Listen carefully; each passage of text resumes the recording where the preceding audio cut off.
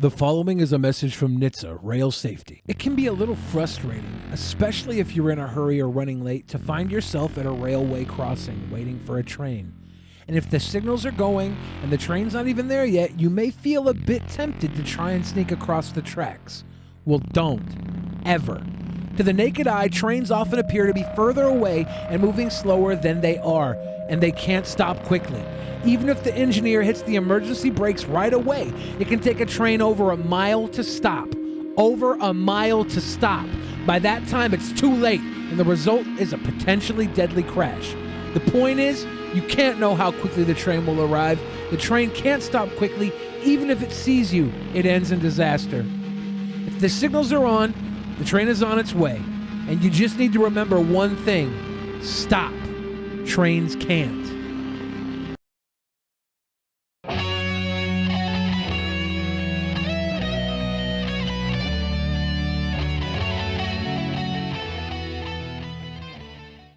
The new normal uniform has a lot of us searching our closets and drawers for men's essentials, like soft knit polos, tees, joggers, and active shorts.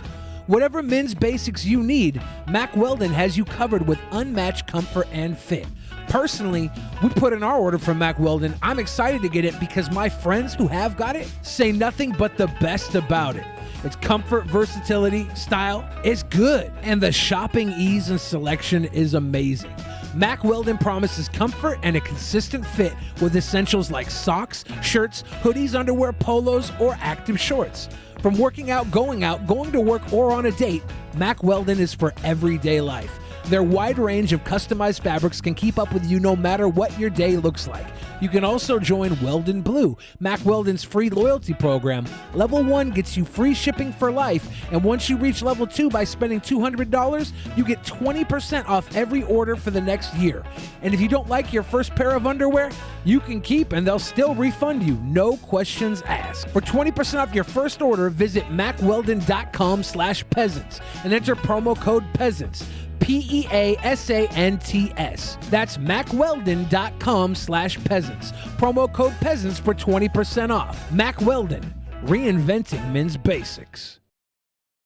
In the beginning, there was nothing. And then there was the Drunken Peasants Podcast. I gotta get a witness. No! Say, man, you got a joint? No, not on me, man. I don't have facts to back this up. It'd be a lot cooler if you did. That's true. Sometimes I cry. Oh! Lick my butthole, he laughed. From the strangest corners of the internet, here to bring you opinions of the world from an altered perspective. Here are your hosts, the Drunken Peasants. Hello, everybody. Welcome to the Drunken Peasants Podcast. This is episode 791. And today we've got Krendar from Krendar's Adventures joining us once again. Welcome back, Krendar. Oh, you know what? It might help if I unmute him. Wouldn't that be nice? Oh, shit. Welcome back, He Krendar. looks good enough. We don't need to hear him. You know what? I meant to do that, actually. I meant to do that so that the people who do the shot game can get to an early start in this. I meant to do that. We're always doing things for the fans that make us look like idiots. Yeah, always. But no, it's just for you fans because we love you so much. Yes. Oh, man. Oh, fuck. Like, I have not been eating too much lately. I've been on this crazy diet for over 2 weeks now. How you feeling? Damn. Well, you know the point where you get used to the feeling like you're starving and you miss that feeling. Yeah, that's how I feel right now. And I bought this drum set and I spend literal hours pounding away at this drum set. I'm not that good yet, but I'm actually better than I thought I would be. Yeah. I have almost no experience playing the drums. That's cool. Like the physical drums, like I can sit at a computer and make drums work. But that knowledge at least made me better than I thought I would be at drums. I'm still not that coordinated where I can be awesome at drums, but I can like play basic stuff. Yeah. So I'm doing that. Like, how many calories do you think I'm burning? Upwards of like 150. Yeah, like Jesus per Christ. jam session. Yeah, fuck, man. I feel almost like I could hallucinate right now. You know, it's at that point. Gonna be a good show. Yeah. So we're gonna get into the fun stuff in just a moment here. I was watching the town hall. We're on YouTube. I'm afraid to even show the town hall. Trump's getting asked the real questions right now. Oh, really? Is he getting railed? Yeah, it's MSNBC. Are they asking him about Hunter Biden? I have no idea, but I have stuff about that. Oh my gosh. How many of these tough questions is he just totally ignoring and answering something else instead? Well, they probably were all fed to him before, and he's probably got really well-written answers. He keeps doing this thing where he's like I don't know. It almost looks like he's having trouble breathing, but maybe it's just a dumb face that he makes. I don't know. It's probably his recollection face. He's recalling what whoever coached him this time told him to do. Chris Christie coached him for the last debate, and that was when he was incubating the COVID. Then Chris Christie disappeared for a week. Yeah. While he was almost dying from the vid because he's a big fatto. You know who else has been gone for 3 weeks? Wild Bill for America.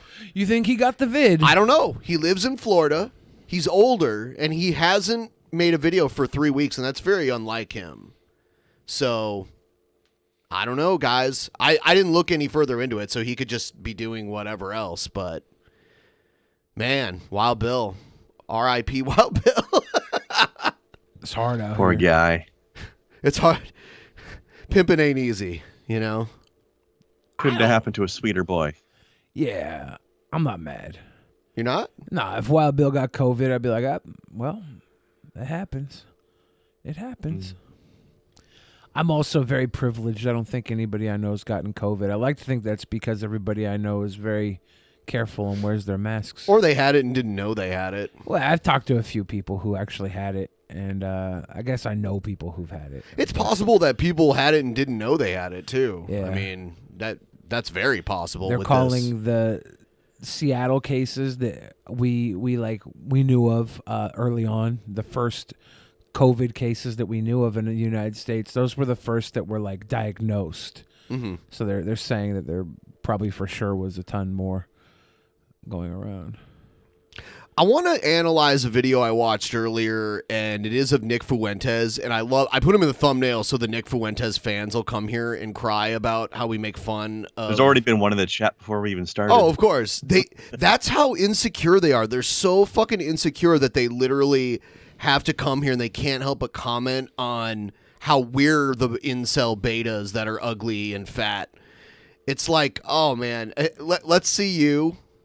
Let's analyze you for a second. To be fair to Nick Fuentes, though, the last 2 times that he was on, I'm pretty sure it was the last 2 times, I agreed with what he said. Maybe it was the last time he was on, and then I watched him independently, and I agreed with what he said. Well, we're really going to dissect this next video because it's him talking about Baked Alaska getting his channel banned. Oh, okay. And I will say, just in case someone talks over it or we skip it for some reason, he says that it's okay to treat service workers like fast food workers and convenience store workers like shit because some of them are rude to him. And that's why. He's met a few ones that were rude, which I don't buy for a second that he wasn't rude. Well, that's probably why he's so... He's like, oh, they give me ranch dressing instead of marinara sauce with my mozzarella sticks. It's like, so therefore I can be rude to that person over there who didn't do anything. Let's do it! It's like people who are racist because one black person stole their car or something. Right. It's like, dude. Or one black person stole their friend's car or something. Yeah, exactly. Like, yeah. My friend's neighbor's uncle. Yeah. My friend's neighbor's uncle's cousin's nephew's former roommate. That'd be like me being racist just because G-Man stole that safe.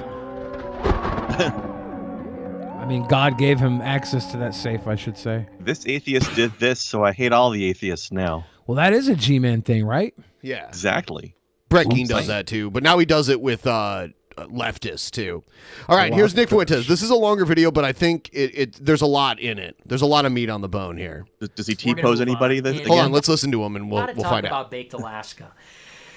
Baked Alaska is a controversial figure. He is maybe one of the most controversial people that we talk about on this show. Nick Mestizo. Is Nick more orange than usual? Well, that's No, a pumpkin. He's next to a pumpkin. Yeah, you're looking at the Yeah, pumpkin. but he Trump, looks more we orange talk than usual about too. Tucker, we talk about Hitler, we talk about everybody on the show, but nobody is Hold on. Did you hear? Hold on. See, right at the beginning, he gives us something. Listen to this. One more time. talk about Donald Trump, we talk about Tucker, we talk about Hitler, we talk about everybody on the show, but nobody is It's funny, by the way, that I bring up Hitler like he's really divisive. In like any other circle. Yeah, with his audience, Hitler is divisive, which means it's kind of middle of the road, Hitler good, Hitler bad. He's forgetting one name that he talks about on his show. Who? That is very, Catboy? Catboy. Yeah, based in It red. seems to be all these boys that Nick goes on IRL dates with. You can juice an orange on those abs. He has to explain their actions all the time. If you talk about Hitler, it's like 99% not divisive at all. It's not controversial. Everyone just hates him. But it's funny that came to mind. Well, when we talk about Trump and Hitler, well, it's pretty much 50-50. Kidding, of course. I like how he names Trump, Tucker Carlson, and Hitler, like, all together.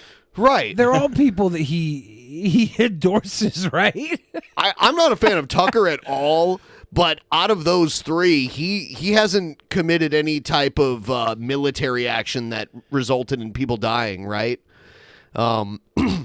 Tucker's just a smug little prick. We all have the correct opinion about Hitler. He was like a poltergeist. He wasn't a human being. He was like a demon. Supernatural evil. There's no nuance. That's the correct opinion. No one says he was a demon. They just think he was a guy that amassed power in Europe during... Well, I'm sure somebody thinks he was a Look, demon. Okay. Look, Somebody. a lot of people hate Hitler, but he wasn't supernatural, okay? No, not at all. We have to admit, he wasn't supernatural. No, he wasn't supernatural. What the fuck sort of argument is that? I know. If he was supernatural, why did he need an army? And why did he lose? Wouldn't he win? He was not a statesman. He was He was a statesman, sure. He just represented a horrible piece of humanity. boogeyman. Okay, anyway. It's not about that. This is about Baked Alaska. So... the big news Rasputin is might that have been supernatural. it's more sad news. Baked Alaska's YouTube channel According to was legend. He banned might have this been. week and banned after a high-pressure campaign from Tim Heidecker and Vic Berger. And Tim Heidecker, you may know, he was from the Tim and Eric show on Adult Swim, which wasn't funny. He's not funny. He's not funny. And also, he got World Peace canceled, of course, Sam Hyde's show. And Vic Berger is a video editor, I think. I believe he was with BuzzFeed at one point or something. And he is made famous by a video. Oh, and Jeff's going to join us, too. So he's going to get some food. Nice. Jeff, just let us know here when you're ready to come on. Before Nick finishes this sentence, he's saying Vic Berger and Tim Heidecker went on a campaign to call out Baked Alaska and get Baked Alaska's channel taken down. YouTube was taking down YouTubers' channels that were doing big parties in LA during COVID. If you were breaking COVID protocols on their platform, they didn't want to have that happening. They've announced this before. So if you're going around during a pandemic harassing people about fucking masks on your video, that seems to be something YouTube doesn't condone. It's not unprecedented. Edit he made of Donald Trump during the primary debates. You may remember this, in case you don't know. So yesterday, Tim Heidecker and Vic Berger, they discovered that Baked Alaska is back, and it is the year of Baked Alaska. They discovered that he's got thousands of live viewers. He's getting the girl. He's getting the bipolar girl, or the schizophrenic girl, and he's destroying wages. Mass cucks are being annihilated. Is it the trailer park girl that he gave $1,000 to? That was what I agreed with Nick Fuentes on last time. He said Baked Alaska was a simp. I agree with that. I'm not gonna let him go back and say he's getting the girl when he just gave a trailer park girl $1,000, but 2.5 weeks ago. You can't step back on that, Nick Fuentes. Every day he's making America great again, and they said we have to shut this down. We're Jewish, and now we're going to shut this down. This Aryan is going off too much. It's too Christian. We put him up on the cross. It's too They're Christian. saying it's Jew- Baked Alaska simping in the trailer park is too Christian. That actually does sound Christian to me. Yeah, he was giving to the poor. No, simping in a trailer park. That's what Christians do.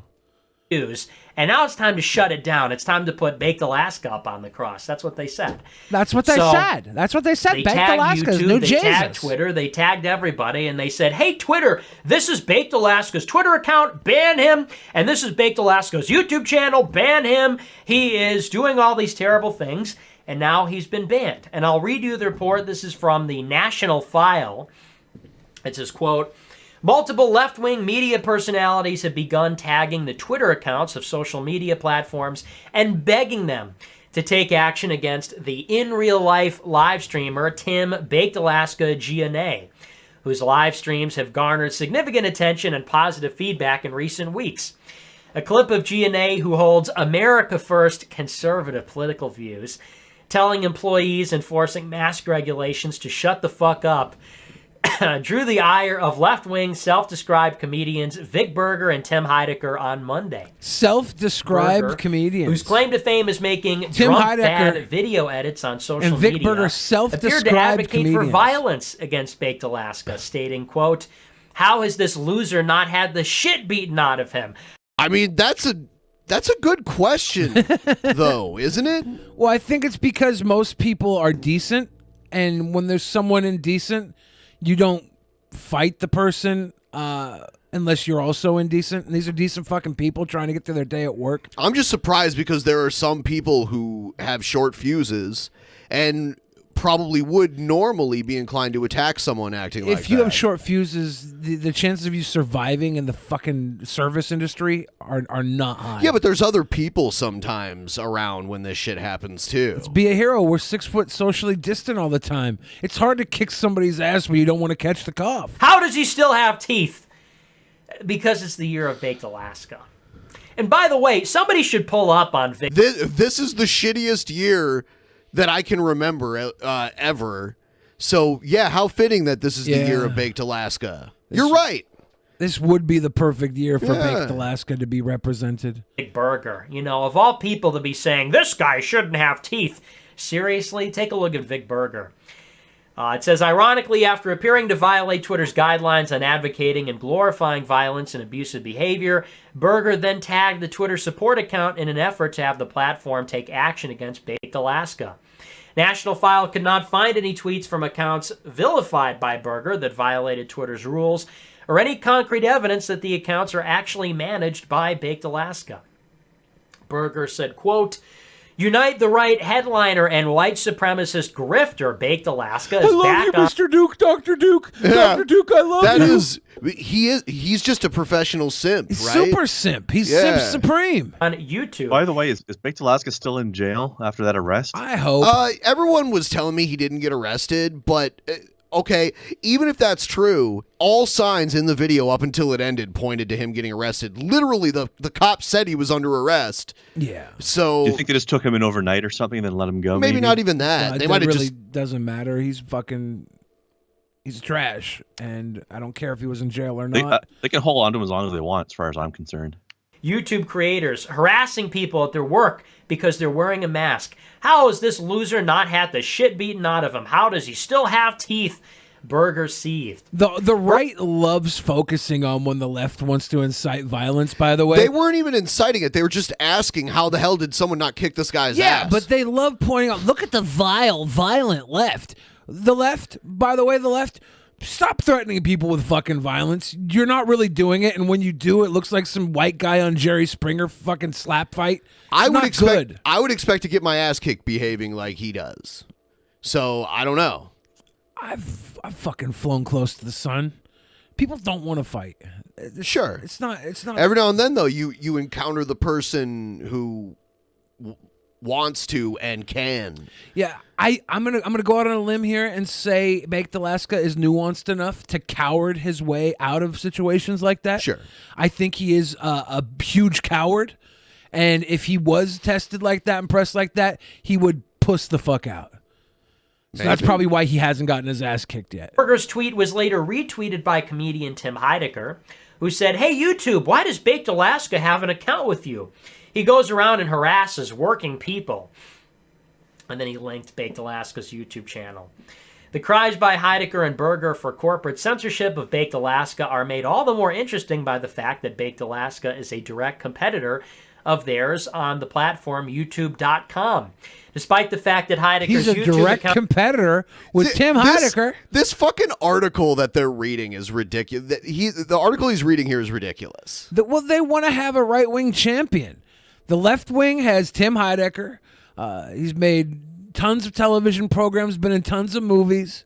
And then the right has Baked Alaska. Yeah. He simps and he cries. So the Tim and Eric people don't like competing with Baked Alaska, so they pulled some strings. They used their Hollywood clout to get rid of Baked Alaska, and this is no doubt a part of a Zionist conspiracy. Yeah. Okay. There's going to be a Baked Alaska cabinet going Makes up on a lot of Wayfair soon. sense. is more than twice the size of Baked Alaska's. The latter channel routinely pulls twice to 10 times as many views as Heidecker's, despite only actively posting live streams for a few short weeks. So this is where we are. Everybody has been banned from YouTube. I don't know if... Not everybody, just you and your little club. They'll probably get everybody before long. The only one I don't fully agree with is Alex Jones, but I view Alex Jones as an actual entertainer and like a kayfabe entertainer, where he won't admit that it's fake, but it is. I don't agree with any of the banning of people for having stupid fucking opinions. I'm saying, like, he didn't break the rules. A lot of people did actually break. No. If people are like, do you want to ban any of these people? If you could choose to ban any of them, I wouldn't ban them at all. At all. But there were a few, like, clear rule violations where they could be like, oh, they broke the rules, so they're gone. But I don't think Alex Jones did that. I think they just got rid of him because... Wasn't it because he was inciting the Sandy Hook stuff, or was that... I mean, he was being sued by the families of Sandy Hook that were claiming the things he said encouraged people to harass them. But there was like a coordinated effort to get rid of Alex Jones. He vanished from multiple platforms all at the same time, basically. Essentially in the same day. If there's anybody even left anymore. Think about just in this past year. I've been banned from YouTube. Baked Alaska has been banned. E. Michael Jones was banned. Roosh V was banned. American Renaissance was banned. $1 Million Extreme and Sam Hyde was banned. No, I don't want any of these people banned. I like having them around because then we get to watch their videos. I think that's almost everybody. Steve Franson is still there. I almost don't even want to... I still miss Adam Eternal. You remember him? His channel just got deleted and he just vanished. He was great. We used that to guy look... was loopy as hell. Oh, Alex man. Jones put He's a fun wall cow. in a police cop chokehold. He did not. Police cop chokehold. He did not. It's a police cop chokehold. Tell me he did not. It's a police cop chokehold. say that. It's like so they can get him, right? I don't know if he's on YouTube. Stefan Molyneux got banned. We hate him, but he got banned. So almost everybody's been banned. And also all the funny people have been banned. And I was reading an article about this from their collective consciousness. DailyWire.name. And it really dawned on me that it really is all the funniest people that I've ever seen on the internet that are banned now from YouTube and Twitter. The funniest people. It's Alex Jones, it's Andrew Anglin, it's Sam Hyde, it's Baked Alaska. I mean, it's literally me, of course. It's all the funniest people. And all that's left now is Tim Heidecker Nick and Fuentes. Vic Berger Nick Fuentes, and comedian. And yeah, usual you're stuff. right. I fucked this pumpkin. Goddamn right I fucked this pumpkin. Nick, there's no hole in the pumpkin. Ah, but there's a big-ass stem. I stole that joke from Chet. Nick Fuentes, professional comedian. And it's a pretty bleak and grim reality. You know, I know we've been saying for years that we would end up in this situation. So it's not unexpected. It's come to pass. Everything that we've said about tech censorship for years is now reaching its end game. They're getting virtually everybody.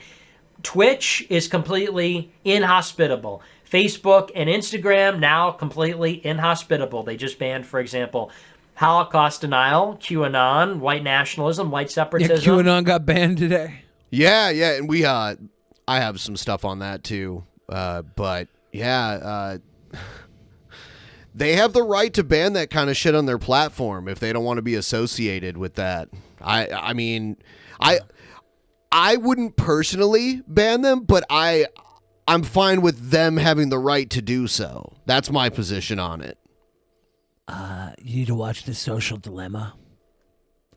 They're controlling and all the rest. Every move. YouTube is now virtually completely inhospitable. Twitter will probably go the same way, although they're, it seems, maybe the best, if that's Twitter the right is word maybe to the use. best. They're relatively less stringent about their censorship, but this is the point we're reaching where everybody who is funny, entertaining, interesting, right-wing, ostensibly, will not be able to access social media. They just happen to believe in everything I believe in?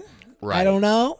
Those are all the funny and entertaining A lot people. of times on the show, I talk about strategically what this is going to do to us politically, how this is going to affect elections and the dissemination of information, and why this is tactically important for Trump to prevent.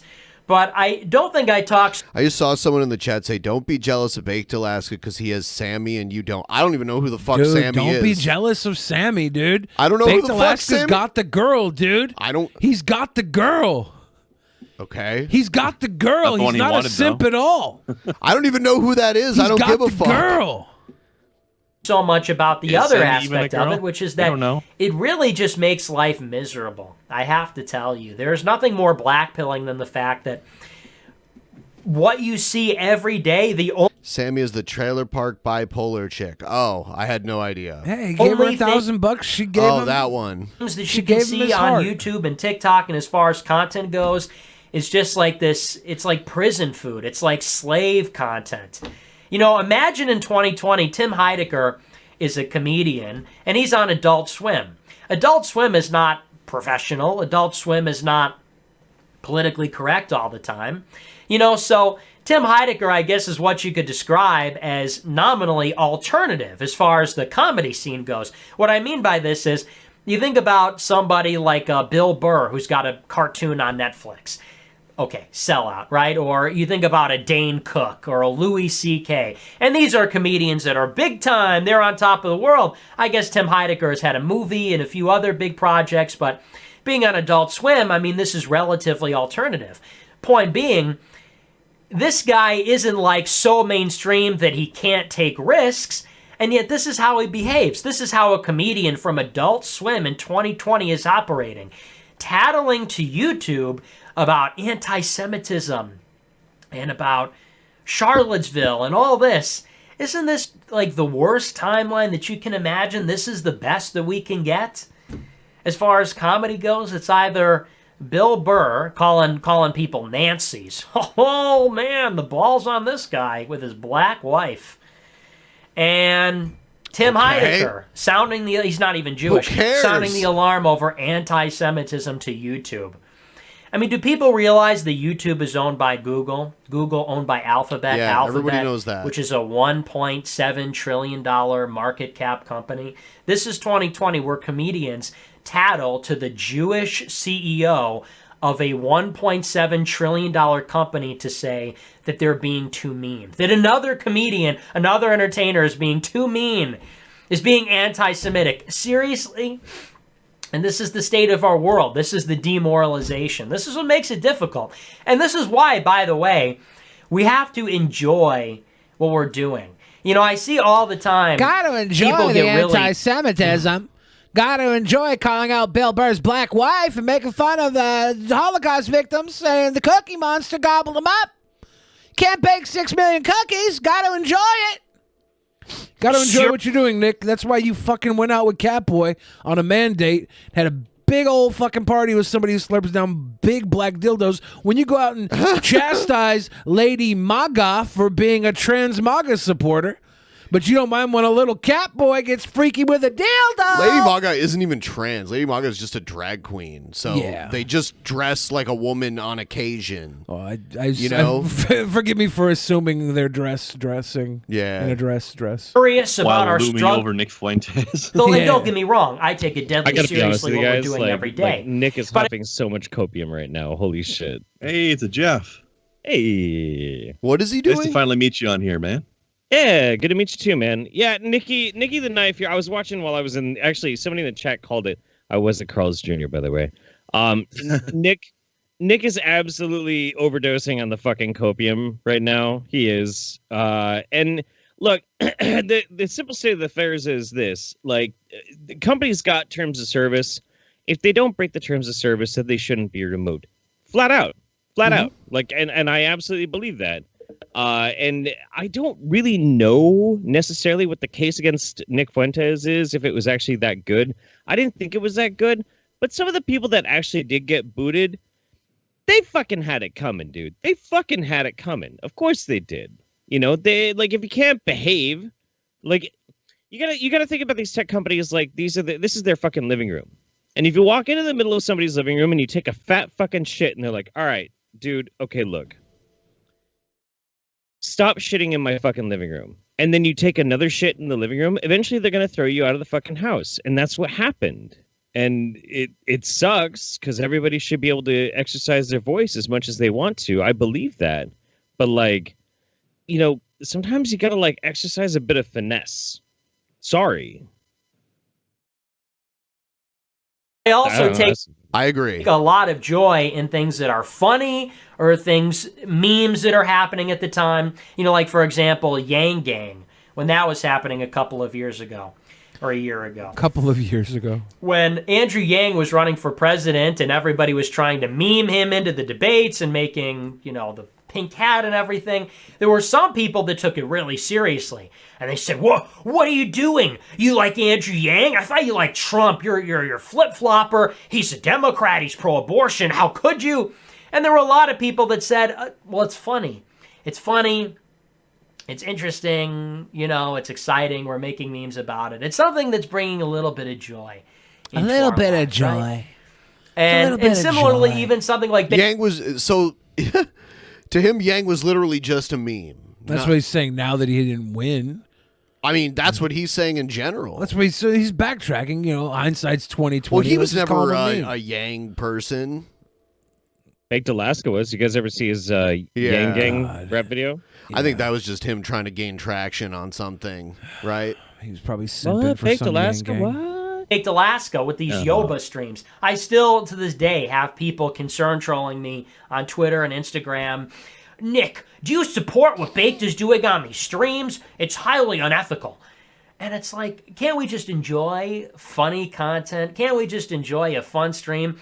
Because there's hardly any of it around. There's hardly anything worthwhile to watch anymore. Nick doesn't give a fuck about ethics. And you're not going to get a lot of it. It won't last for long. The people that make it are going to be hunted down. It's like Order 66 for everybody that's funny.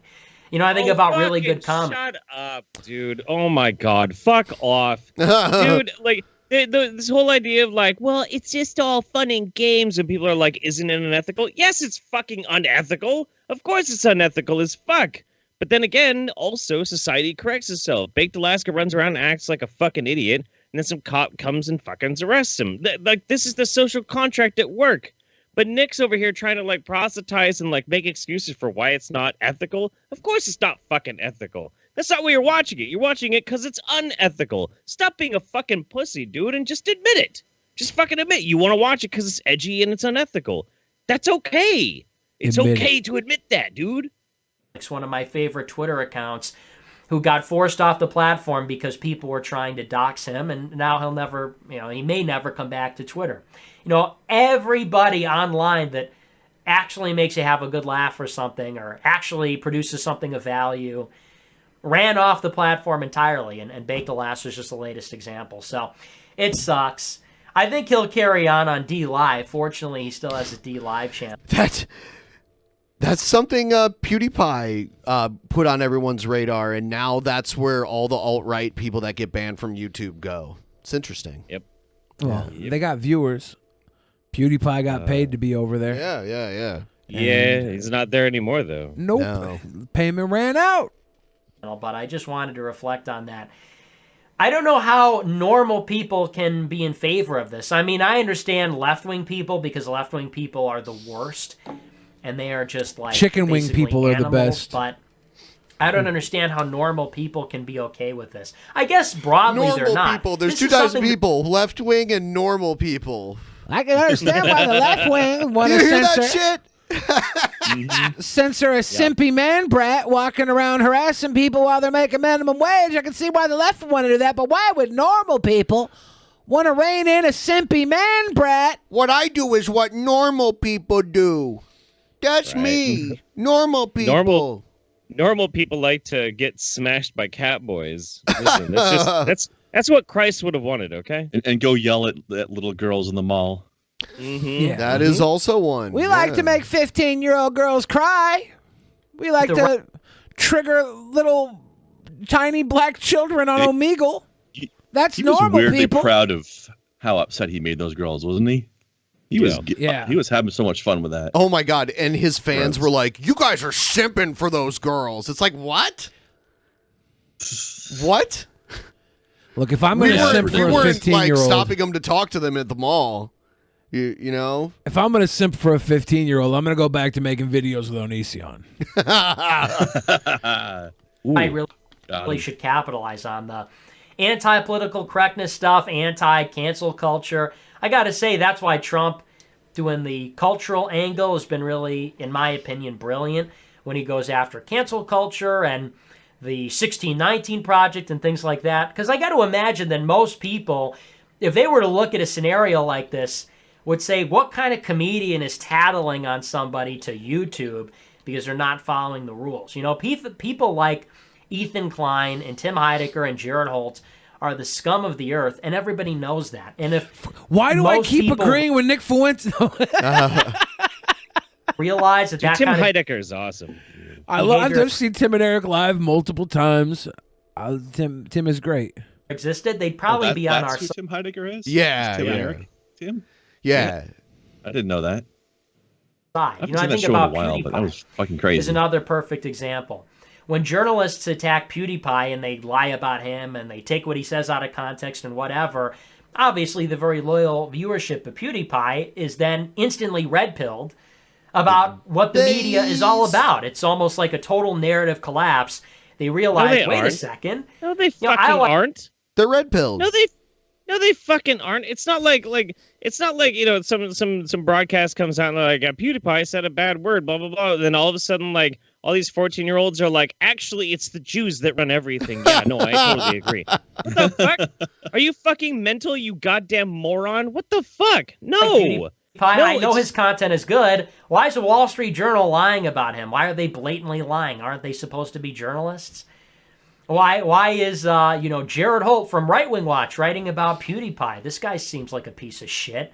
You know, at that point, then there's this total narrative collapse where in people's minds they realize, wait a second, maybe the media is evil. Maybe racists and white supremacists are not actually, maybe that's not actually legitimate. Maybe that's Hold on, what does that mean? For a second there, he was about to be like, maybe racist and white supremacists aren't really that bad. That's what he's saying, yeah. He's saying the media isn't evil. They're painting people as racist and white supremacists. It's the media that's bad. But then just because we think darkies are trash doesn't mean we're bad people. I mean, what? About it. There's bad people in the media. Be bad though. And there's bad people who are white. Supposed to be journalists. There's bad people who are black. There's bad people who are Asian. Jared Holt from Right Wing Watch writing There's about bad people PewDiePie. every This guy fucking seems where. like a piece of shit. Quit trying to lump yourself together with the general populace. If you're a bad piece of shit, you don't get to rest on the laurels of you having good people in your race. Narrative collapse where in people's minds they realize, wait a second, maybe the media is evil. Maybe racists and white supremacists. He has to kind of process how he wants to say this. are not actually, maybe that's not actually legitimate. Maybe that's just a tool that is used to control the conversation. Maybe that's not legitimate. Special interests and things like that. At a certain point, then people begin to start asking questions about the whole enchilada, the whole situation. So I hope that, maybe, I imagine most of the people watching that ended with Alaska the whole situation. Asking questions about the whole enchilada. It's like, if the media is evil, then maybe white supremacy, is, you got to look at the whole enchilada. That was your fucking tirade there, Nick Fuentes? Well, he is Hispanic. He realized this, but maybe get one of them Trump Tower taco bowls then. It's tough. It's tough to watch. Because the Yoba stuff was really good in the past few weeks. I don't know how many of my viewers have crossed over. I did a stream with Baked Alaska a couple weeks ago. It was a lot of fun. I think it was, last week or 2 weeks ago? A lot of fun. And it's been a lot of fun. Debated with a 15-year-old girl, made her cry. Yeah, I know. I'm pretty sick. And they asked those girls who they were voting for. It's like none of them looked old enough to vote. Yeah. Not even close. Billy, you've met Baked, haven't you? Because I have. You never met Baked Alaska? Maybe. I don't remember. I might have been in the same room with him. I don't fucking remember. With the most doofy fucking beta bitch I've ever met in my life. Holy fucking shit. He was working for Milo Yiannopoulos at the time when I met him. Oh my god.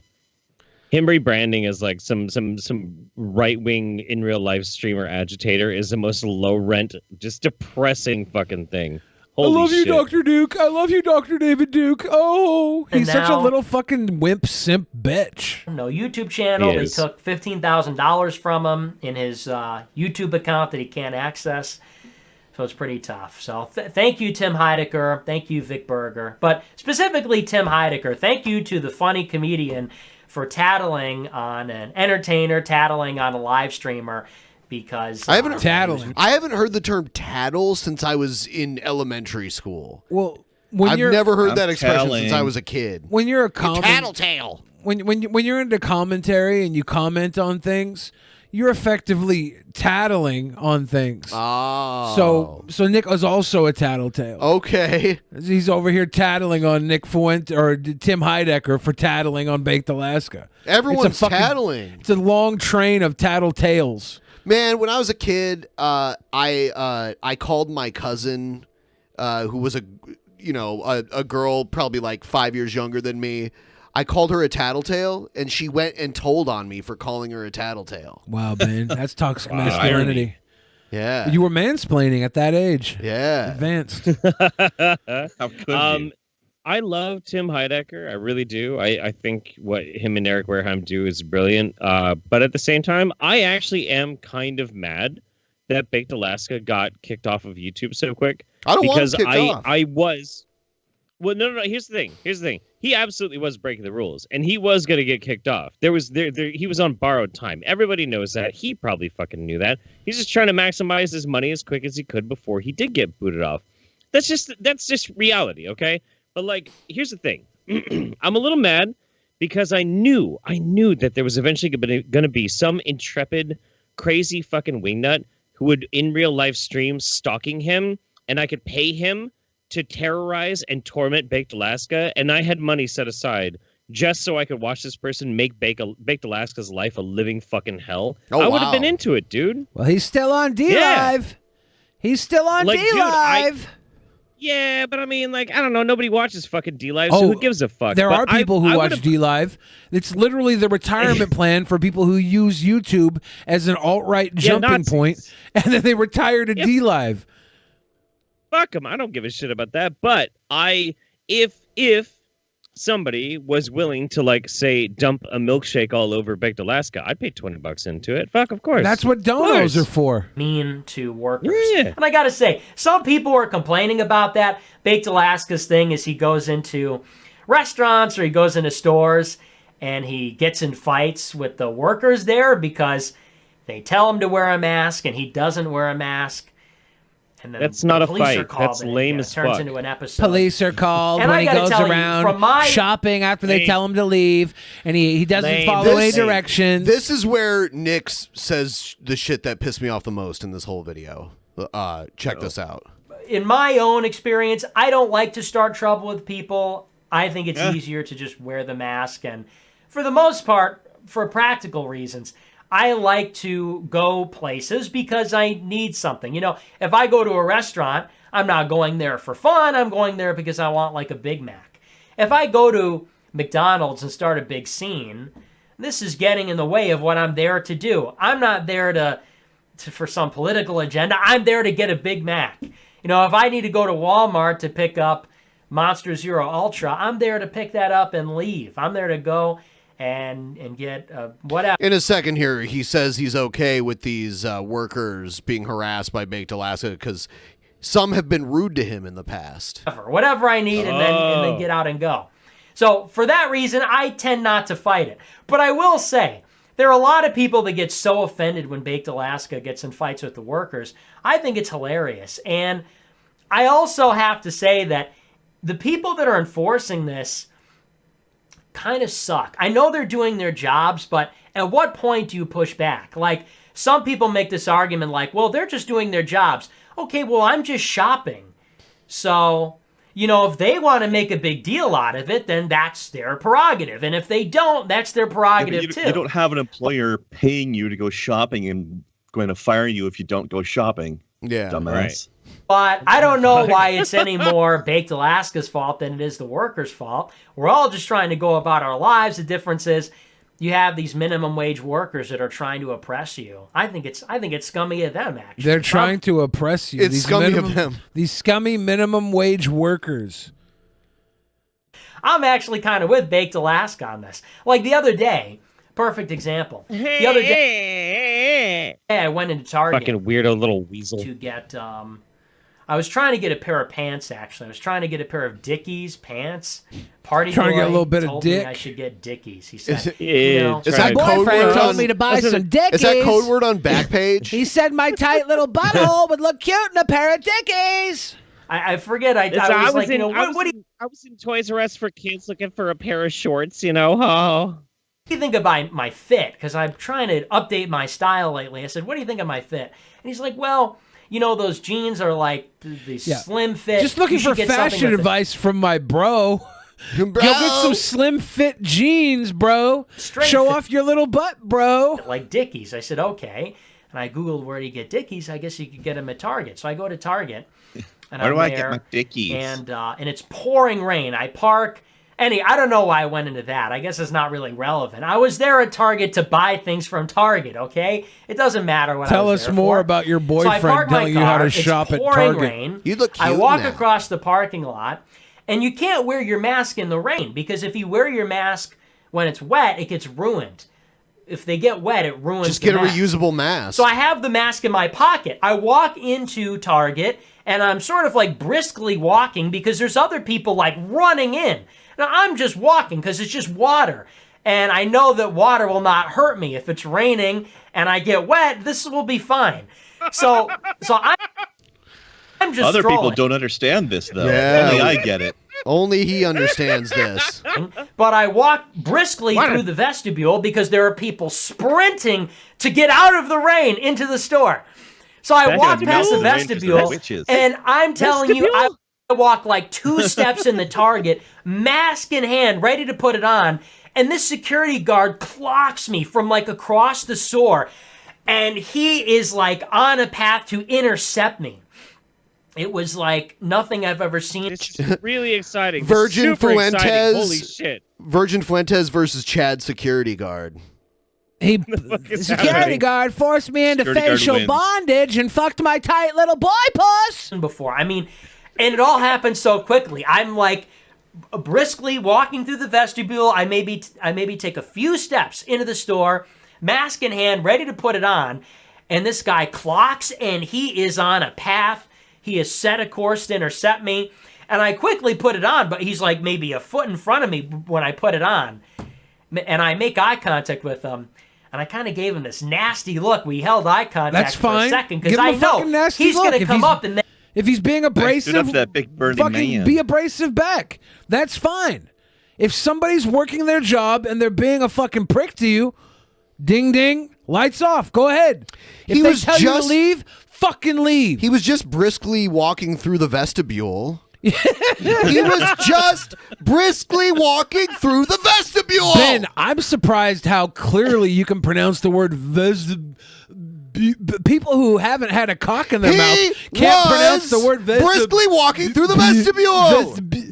And this cretin security guard, minimum wage worker, intercepted him on his path. You literally have to have the word vestibule fucked into your mouth. You can't say it if you haven't had a good throat fucking. Give me a big problem. Briskly walking through the vestibule could be a good song title.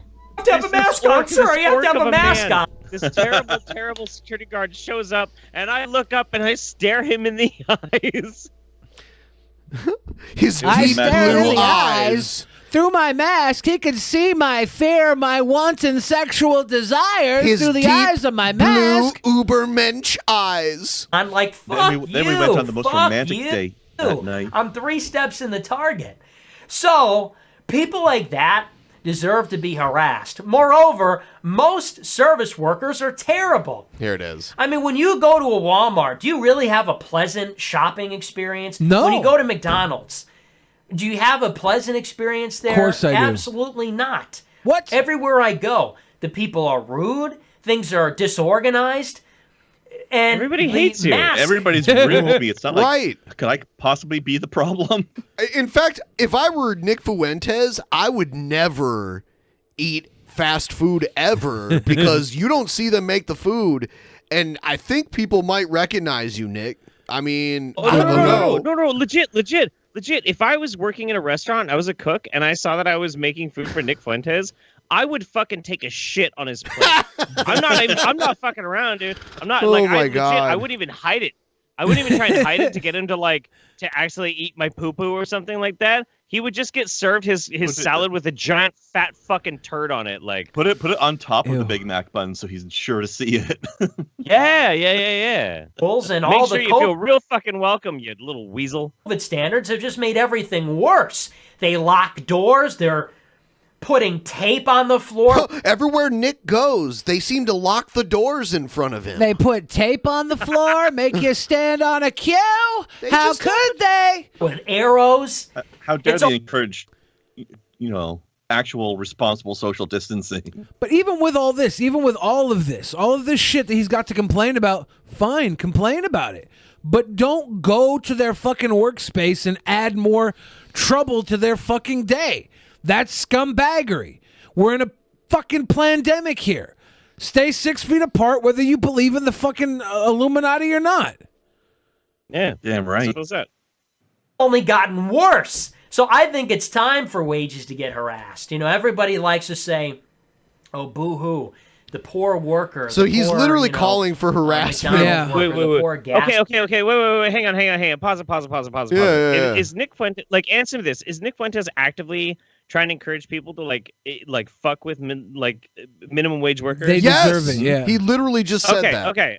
All right. Here's the thing. If anybody out there sees Nick Fuentes out in the world and they can get a video of them literally dumping a fucking milkshake on Nick Fuentes' head, I'll give you $50. You're putting a milkshake bounty out there? You can't actually do that. Yeah. That's a joke. Yeah, why That's a joke. That's why can't I obviously do a that? joke. Why can't I do that? You can't actually Why do can't I that. do Yeah. You can't actually do that. But Why I will can't I do tell. that? I will. Is there a law against that? There is. Yes. It's, you think can't it's put a technically bounty on assault somebody's in the head law. for a milkshake. That's Is that obviously a technically joke. assault? That's obviously a Well, joke. It's a good thing. Wait, hang on. It's a good thing that I'm speaking purely in the game Minecraft. then, Yes, in because, Minecraft, obviously everybody exactly. knows It's a joke. I'm But speaking here's what's purely in not a Minecraft. joke. Well, Here's that's what's like not the a best points joke. of Minecraft. Yeah. Here's what's not a joke, guys. So many right-wing people that go out and do heinous things, get huge Kickstarters and GoFundMes built for them in support of them. People after the fact will give them tons of money. I would imagine if you did dump a milkshake on Nick Fuentes' head, as heinous and disgusting as that act would be, some people might get a GoFundMe for you. We've seen people do GoFundMes for very heinous fucking actions. Right. That's right. And that's sick. And if for some reason you saw Nick Fuentes in Minecraft, and you were to dump a Minecraft milkshake on him, I don't think there's What about whatever. Fortnite? How about a Fortnite milkshake? Yeah, if you T-pose on Nick Fuentes in Fortnite. station worker. There Really? you go. They're some of the rudest people that I deal with on a daily basis. Load beard Nick. No. Pot paging kettle. No. Pot paging kettle. Can't do their jobs right. You know, it's like load beard and I'm he'd doing like my it. Also, job he for doesn't the have a show. beard. Every day, I got to have stories. I got to be on time. Oh yeah, his job is way harder. Like he work. Look at I me. sit here and talk. I gotta be on time. Look, Ben- everyone has to be on time for their fucking job. Ben fucking puts videos together every day on time, sits next to a big fat pumpkin every day. You don't see him complaining.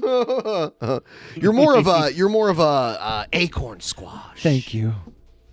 Like it's one thing if you're gonna go harass like another YouTuber or something like that. Like that's kind of to be expected because these are like public people and they kind of have to expect that sort of thing. It's shitty. It's still wrong, but like you can kind of understand that. But like to hassle somebody who's just trying to fucking get by with a minimum wage job, like what kind of a fucking piece of shit are you, dude? Like that could be anybody. That could be a fan. That could be somebody who watches your show, Nick. Like these are just regular fucking people. And you're like, we should just be mean to them. You fucking moron. Jesus Christ, dude. Got to be punctual. I got to wear a necktie. Got to wear a suit. You know, I got to be ready to go. And I do my job. I do my job well. That's why I'm the best in the business. That's why I'm the most successful streamer on the internet. He's the most successful streamer on the internet. Single most successful streamer ever in the history of the world. But I go other places and nobody is doing their job. Guys. I go to White Castle. Is he doing a Shabisky right now? Is he doing I'm the greatest? He's kind of doing a Shabisky. I would watch Shabisky over Fuentes So would any I. day, though. Shabisky's a way better person than Nick Fuentes. Whoa. Everyone watching right now, please like the stream. Liking the stream helps increase awareness of our stream. It just does. So please do so. Also, check out our sponsor, Mack Weldon. I'll be sporting some Mack Weldon gear on the show eventually. By the way, I loved how it was peasants advertising rich people clothing. That was beautiful. Okay. It's not rich people clothing. It's quality clothing. It's quality clothing that we are not to disparage on the show. That's like going out there. That's like going out there and saying, "Oh, somebody has a very protective suit of armor." How could they? How could they have a protective suit of armor? Quality podcast. It's like saying, "Oh, this guy has a fully functional, perfect, delicious facial mask." How could he splurge a little for something worth every penny? How could he? Yeah. And also, people get a discount when they use our link. There's a link in the description for 20% off your order. Just click the link down below. Use the code peasants at checkout. There is no gigantic pumpkin though on MackWeldon.com. Get you a better drip than Nick Fuentes. Buy some. What the fuck is it called? Mack Weldon. Mack Weldon. Yeah. Mack Weldon. Guys, what if Shabisky had Nick Fuentes on his stream though? What? That would never happen. That would be amazing. What? I would watch that. I would watch that. Yeah. Why? That'd Watch be Shabisky great. get red pilled? What if Shabisky was super alt-right, but he was too high to like talk about it, and in like a year from now he's gonna have his JF moment? I'm like, we'll be talking about Shabisky. Shabisky started out on Drunken Peasants. Yeah. Before he started fucking girls with Down syndrome and saluting. What do you mean before? Saluting Nazi puppies. JF on his show. He was on Drunken Peasants back then. We gave him a platform. What do you mean before? How can you keep doing this to people, Billy? Whatever, dude. I just shine a light on the darkness. I don't create the fucking darkness. Let's check this out. Here's some. You can't have shadow without light, Billy. But you can have light without shadow. I just wanted to say too, like before I came on the show, I was watching the town halls. When you guys cover it eventually on the show, you're gonna have a lot of fun. It was fucking nuts, dude. I only watched a part of the Trump one. I didn't watch any of the Biden one. Do you think the there's moderator... any clips trending on Twitter from it that we could pull up? Watch some Twitter There might clips? be. The moderator was fucking great because like she'd ask a question and Trump would answer it and she's like, actually, factually speaking, and she'd correct him and he got so fucking mad. Of course. It was incredible. Yeah, he's not used to that shit. He does interviews. He does softball interviews with like Fox and Friends and shit. That's but guys, was there or was there not a fly that landed on anybody's head tonight? There was no. I couldn't feel it through the helmet. Sorry about that. Some people were asking. Yes, I have returned to Monk. I'm back with the monkey. Okay. Let's check this out. This is a drunk Trump fan ranting about immigration. They're trying to make Trump look bad. Look, with his hotel already. I like this guy. Detentions, right? Like, oh my God, seriously? If I was Billy the Fridge endorses the following comments from this man. My guy got a stack of Keystones. There's not one fucking rebel flag on the wall or whatever, Confederate flag. Yeah, let's listen to what he says. They're all dollar store flag apparels. Like he went to the dollar store. Child, let me think for a minute. Would I rather be held in a fucking jail, concrete cell, with a stainless steel pisser toilet? Pisser? He loves his porcelain toilet. No lid, like. And his drywalls. Toilet. Or, like, would I rather be held? I'm going to speed him up. Before deportation in a fucking, like, carpeted, soft place with all I can eat meals and shit, man. Is it all you can eat meals in the ICE detention centers? I don't believe so. Hold on. They have a buffet. Is there a Hilton Honors program at the ICE detention centers? On Tuesday, they have taco night. They have a taco buffet and fajitas. Taco bowls? Oh, shit. Yep. Taco bowls. Time to go do a crime, boys. Tortilla soup. We don't taco about it. And then, they have pizza on Friday. Yeah, but it's cruel No habla because English. their Taco Tuesdays, they don't get the Trump taco bowls delivered to the ICE detention center. No. So that's why it's so cruel. Comfort beds as opposed to a fucking piece of shit cot. How does he know what it's like? Look, he obviously knows ICE detention center is because look, ICE detention centers, everybody knows, are Hilton sponsored. Yes. I remember back in the day, Rush Limbaugh used to talk about Guantanamo Bay. He would call it Club Gitmo and act like it was a resort. A resort. Go down to Club Gitmo, get yourself a blowjob. You give the blowjobs. An offshore military prison. I like how this guy's turned out to be one of those people that sounds like they're talking normally while they're sped up. Ben, other than one word, what you just said didn't sound so bad. If you would have said offshore military oasis. Seriously, they're trying to attack Trump in this way. Like, oh my God, are you serious? Are you serious? Are you serious, guys? To give more comfort to these children as they're being deported. Get the fuck out of America. You don't belong here. These illegal immigrants. We don't take kindly your types around here. Are you serious? Seriously, guys? And they're attacking him on this? They're attacking Trump because he put the little babies, the little immigrant babies, into a Hilton program? Is that why? Because they get fluffed up pillows and mints under their blankets? Is that why? Is this Ethan Eternal or Adam Eternal's dad? No, I don't believe, because Adam Eternal said some really out there, like I'm having sex with Satan type stuff. His dad was rape Satan, baby. Yeah, something like that. Yeah, and this guy's just a drunk redneck saying some crazy shit. I think so. You're making him look good. Stupid fucking left-wing fucking news. Fuck yeah. Fuck yeah. Fuck yeah. Yeah, and that's it. That's the end of the video. Takes a big swig off his Keystone Light. Yeah, I love this guy. He's batshit insane. Spends too many dollars at the dollar store instead of the fucking At least scratch they got tickets. to stay in a nice place before they got deported.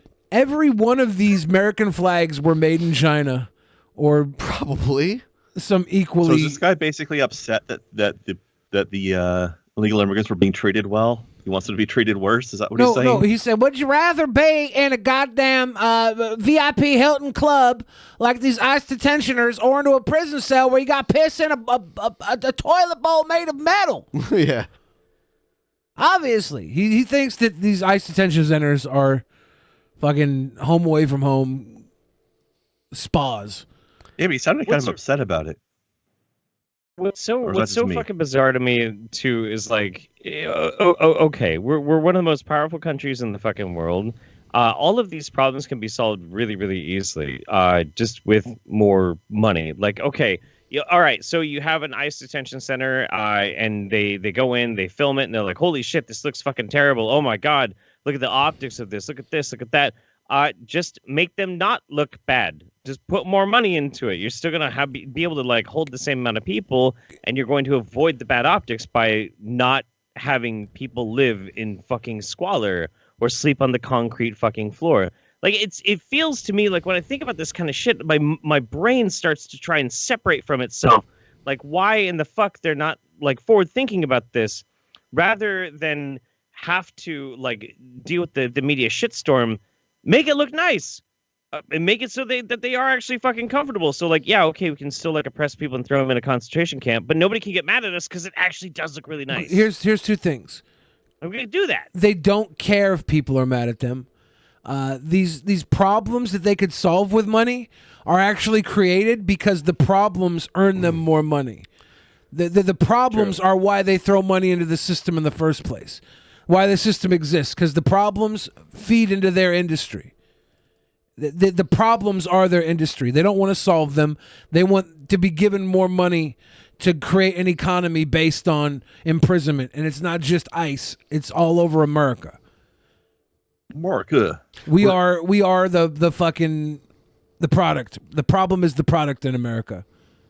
We are going to move on in just a moment here. I want to remind everyone that every week we have a goal for a Saturday bonus show the following week. And this is the second of 3 shows this week. We're doing pretty well. If you guys want to send in any Streamlabs with any special messages for anyone you see on the screen right now, send away. We will read them at the end of this next segment. This next segment is a doozy. I recommend sending Streamlabs to talk to Krendar. Yeah. We don't get Krendar on here enough. Segment situation. Ooh, I'm so glad we're actually like kind of tracking on what he's doing lately, because like every time I clue into like the Brett Keane situation, I'm horrified by the shit that he's been saying lately. Like it's really terrible. Yeah, but he's always had this in him. Always. It wasn't like this though. Now he's like, nah, dude. No, he's so much if worse you look now. deep inside, you know. I don't want to look deep inside of Brett. Deep inside. And this is some song that he had Dorn sing. You need some heavy machinery to get that in fire. I don't know. Yeah, we're gonna skip that. I call myself the bogeyman. I'm the bogeyman of the fucking internet. You do his mumble really well. My name is Brett Keane from God TV Radio. Oh, I forgot I had him sped up. You know, if any of you were to just leave take him that way of your time and simply type in Satanism and atheism or satanic atheistic Satanism, that's a contradiction. Find out that's You know Brett Keane got banned from Gab? Yeah, nice. Yeah, he got banned from Gab. So he's too bad for Gab, and now he's playing. He's slowly going back to the atheism angle. He was toying with the alt-right, racist white nationalist angle for a minute there. I don't think now he's like back into anti-atheism or something. Or? I mean, this is his dead horse he'll be beating forever, and then he's tried to go into new things a couple times. Actually a thing. Hold on a second, guys. You see that Satanic Children's Big Book of Activities? Ooh, yeah, that sounds fun. Yeah, he's gonna say atheism is satanic. Apparently, most of the reverends and high-ups, authority figures of the satanic religion refer to themselves as atheists. I do remember a long time ago having a lot of Satanists actually coming into my room. For some reason, they enjoyed my videos. Those Satanists come into my room at night. They come in and they bother me while I'm playing Elder Scrolls Online. Videos back in the day whenever I was a non-believer, and they showed me admiration and respect and actually invited me to do their participate in some of their satanic temple stuff. This is bullshit, okay? Man, a lot of his stories Those are had bullshit. To be trolls. I told him they may not have even happened at all. I invited Brett to brunch once, and that's probably what he thinks that is like satanic temple invitation. Oh, I don't know, Jeff. I think lunch with you would be very satanic, and I'm into that, it. But I don't know Very them well satanic. enough. And when are we doing it? It's a internet thing. Anytime, man. I'm not You guys really can flirt up with each for other when we're not on the getting to show, go out and okay? hang out with people unless I get to know them after a long period of time. Fine. First, I've been known to have people come by. To be honest with you, a lot of the Satanists, the ones that admitted that they were satanic, usually were very respectful, very nice. Even whenever I made the transition over to being a theist and believing in God. Surprised he's admitting this. That's because it's not true. And and later on, he'll, months or years from now, he'll claim that he never even said this. And he'll take the other side of the position eventually. I'm curious to see where he's going with this. And he'll say Satanists are evil. I mean, it doesn't matter what he says now. He'll say the opposite eventually. Oh, for sure. They never disrespected me. I never once seen a Satanist make a video attacking me or insulting me. In fact, if I went into a room and one of them showed up, they were quite cordial, if that's the word to be used. Cordial. However, there are a lot of atheists out there, I would say, who are, I guess they're in the closet, or they're scared to point out that they're Satanists. Whoopi Goldberg. Or whatever the deal is. He said that. He said Whoopi Goldberg. That was a good one. Yeah.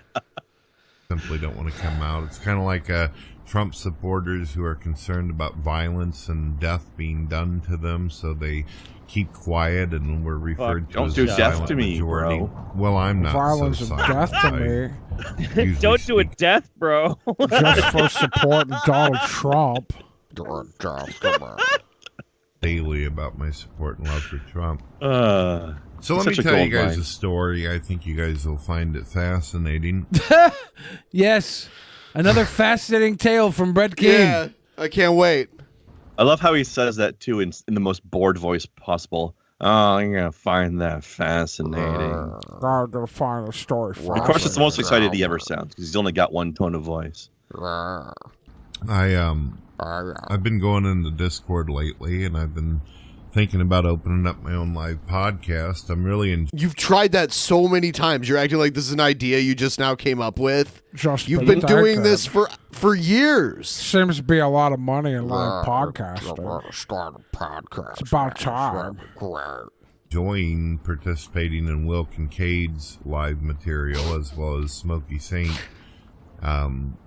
I've also been on Saturdays on BitChute. I've been hanging out in TTOR, which is a Christian podcast. It's really It's another thing G-Man and Brett Keane have in common is they name drop people that I've mostly never heard of before. And they name drop people constantly as if it matters. Right. But a lot of the people they name, God circles. a lot of the people they name I've never heard of. I can't stand name droppers. popular. With some popular You would never do that, Christians Billy. Who are not only just on BitChute, but also YouTubers. And it's been good conversations. It's more stringent than the usual stuff I have done on YouTube, but I'm thinking about opening something up. I'm not sure if I want to stream directly through YouTube or stream directly through Twitch. Oh, you come back to YouTube. But I've bro. also opened up Discord, and this is where my story begins. Alright?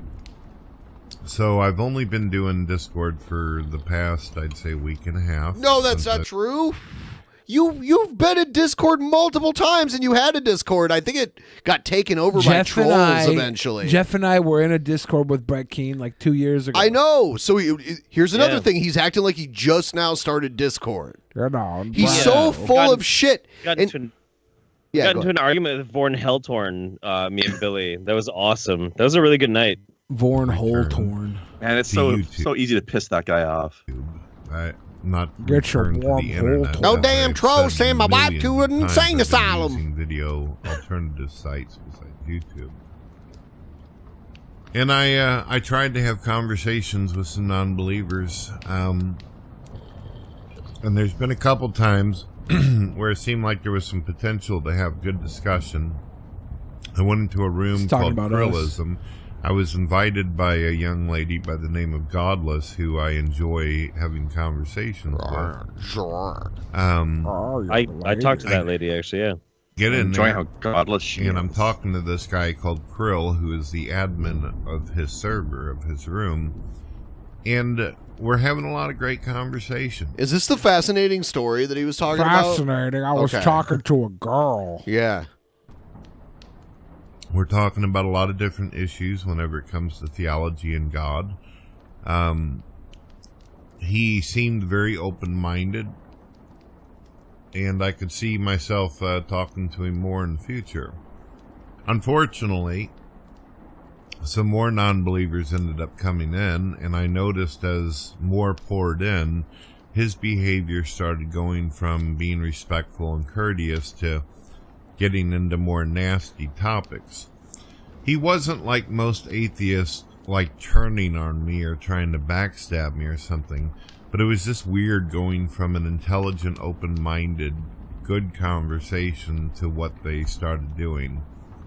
The atheists were coming in the room and they were drinking. They were laughing about some drugs that they had participated. Atheist came in, had a blood orgy, sacrifice right in front of me on Discord. They're laughing about the drugs they did. And the conversation went from science to them talking about their drug habits, alcoholism. Some of them started sharing personal things about how, like one guy said that his wife left him, and some other people were talking about how shit's going really bad. Another atheist. Is that a wait? Is there like a backing audio track of like thunder and lightning storms happening right now? Always. Okay, I'm not sure if it's there now. purposefully or if it's part of his thunder and lightning backdrop, and he forgot to cut the audio out. It could be Probably what it is. I would just, I'm putting this out there too. Because I did try and be friends with Brett Keane, but the like fucking weird racism shit really turned me off. Brett, I will smoke DMT with you. I can think it will only improve things overall for your life. I will take one for the team. I will do a DMT sesh with you, bro. I'll sit back and have a big full turkey dinner if Dorn cooks it. Then we can go in your backyard and have a mud wrestling apparently match. He didn't want to work, and he had spent all of his money on his drug addiction. So this was rough, and I felt for these non-believers, even though it was quite clear that a lot of the trouble they were having in their life was because they did this to themselves. But then it got worse after they spent at least 30 minutes going on about the type of this alcohol is a fascinating story, by the way. Causing them, and the impact it's having on their brain, from alcohol to drugs. And then the next thing I know, somehow I'm sitting in a conversation where they decide to open up a debate on if Why it's isn't Brett ever on camera anymore? okay to fuck kids or not. We know. Because we're lucky, that's why. Whoa! What did he just say? Yeah, I heard that. Let's go back I missed a couple that. seconds. Back like Hold 5 on. seconds. Okay, hold on. Whoa! All right. And then the impact it's having on their brain, from alcohol to drugs. And then the next thing I know, somehow I'm sitting in a conversation where they decide to open up a debate on if it's okay to fuck kids or not. Whoa. And That took a sharp left turn. You know what? This is part of the Brett cycle. So he went into a Discord and had an issue with some people, and now they're all pedophile situations. But that's not an atheist thing. That's a Discord thing. I thought it was a Catholic thing. I was gonna say, are these anime fans? I said, look, I'm not really. I don't think it happened. He's making it up. That's his go-to shit that he uses against people that he has issues with. You said that's his Goku shit? Anime fan? Before we move on, I have to say real quick to Jeff, it's funny you should ask about them being anime fans, because I had a coworker be arrested for diddling a kid once, and he was a gigantic weeb. I'm not saying that everybody who watches anime is into that kind of thing. Yeah, no, me neither. But it's just funny that it turned out that way in this case. I'm just saying I believe in statistics, okay? Why should it be there were criminal warning to signs. talk He had a wallpaper with like little anime girls on it. about if it's okay to do no, this? on gross. Sports It's not Station. like we're doing It was something. gross. No, they're just talking about it and fantasizing about having sex with children who haven't even been La da through da puberty da yet. da da And I da told them, look, I da. said, this is Yeah, I went to an disgusting. atheist party. Yeah, yeah. Fascinating story. By Worf. the end of the party, it turned into a fantasy for everything I think atheists should be Right. lumped in with. Pretty good time, for me to be proven right once again, the boogeyman. Jared Genesis is in the chat and said, bro, there's nothing wrong with that. You're acting like it's bad. So. Fun trolls. Can we Fascinating change story. the subject? And they refused. These people Yeah. were Brett was like, guys, we antisocial. can't talk They about this. Shut wanted up, to be God as believer. disgusting We as will possible. talk about our forbidden Nothing seems fruit to be sacred to them. They pleasures. claim to have a moral foundation. Many of them actually have convinced themselves that they are more moral than Christians and Muslims and Jews alike. Yet here they are talking about this kind of shit. And they don't care. And of course, if they don't believe in God, how are you going to tell them that it's morally wrong to participate in a conversation like that, or talk like that, or have that kind of sexual perversion? You can't, because they don't have a moral foundation. To them, everything That's why. goes, everything flies. That's why they don't believe in God. Therefore, there's no reason not to be a molester. There's no reason. That's And, the you argument may he's make that making argument here. once. All the people that do believe in God that did that stuff, by the way, they really didn't actually believe in God. They just used God about- to do that stuff. Well, what about fucking Catholic priests though? Oh, This they'll isn't say that they're not real Christians. Oh, well, all right. What about all the Baptist fucking priests? What about all the fucking what do they call the deacon, not the deacon, like one of the higher ups in the churches? Bishops. Bishop, whatever. There's always like that one uncle type character at the church that goes and does I'm the cool hip church guy. I'm a youth pastor. A youth pastor. 1 in 7 youth pastors are the worst fucking people on earth. Is that even true?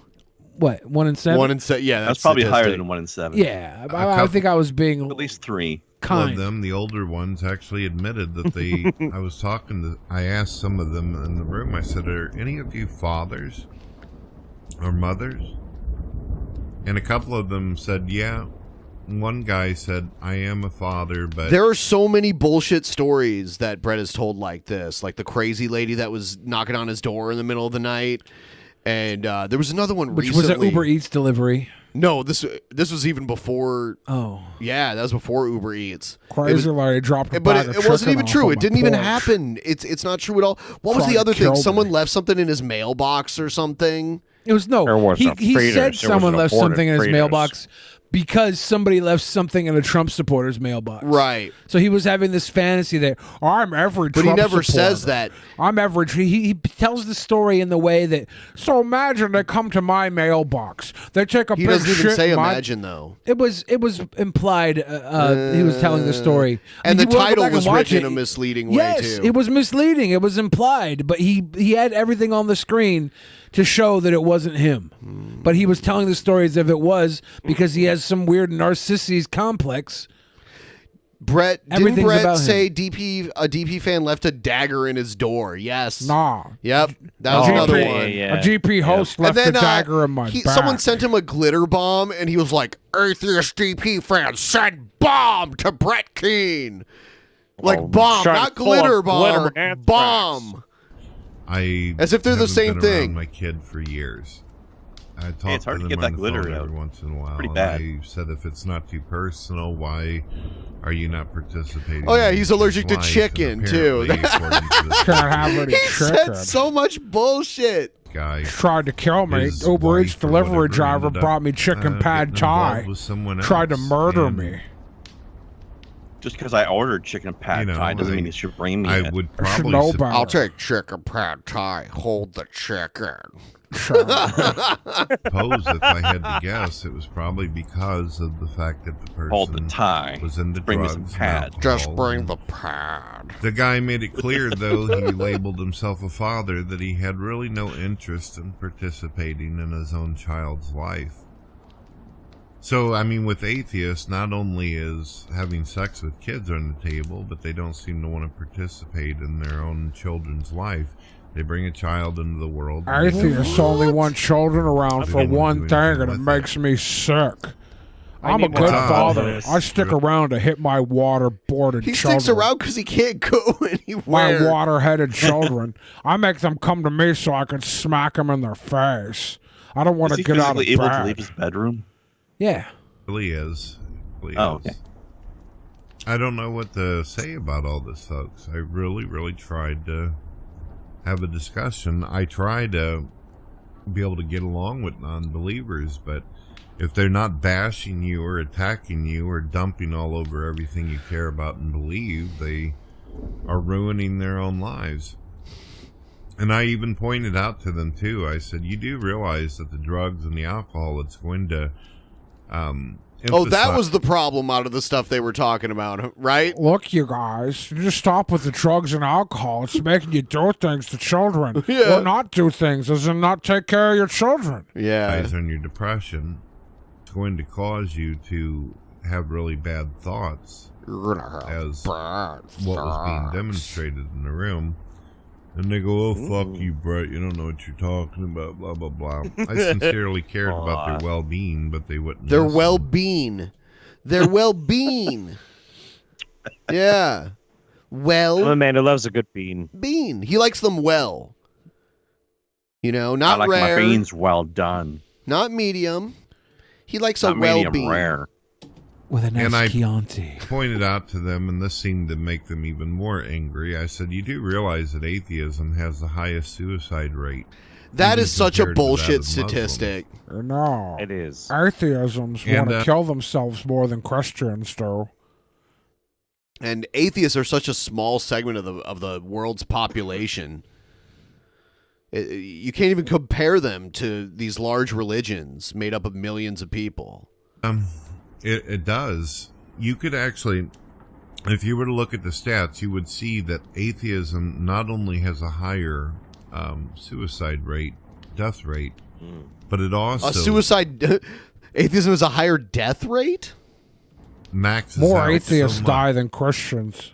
on an If you don't optimal believe in level gore, you're going to just die.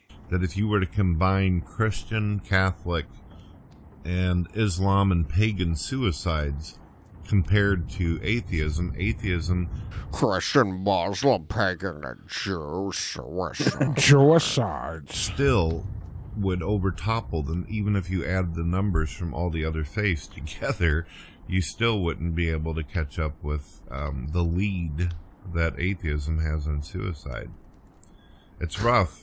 We're number one. We're And I wonder number why. one. But not really. We did I it, mean, guys. if you don't we did feel it. like Number one in suicide. you have any objective meaning or purpose in your life, if you don't feel like love is real, that's nothing more than a stimulation. What? If you don't If you're really not Christian, then love isn't real. Love isn't real. feel like you have free will, then why That's what shit. atheism is. You don't believe in love. That's atheism. should you, if you feel like everything's determinism, that you're just You simulated think there's by a your religion where people worship love?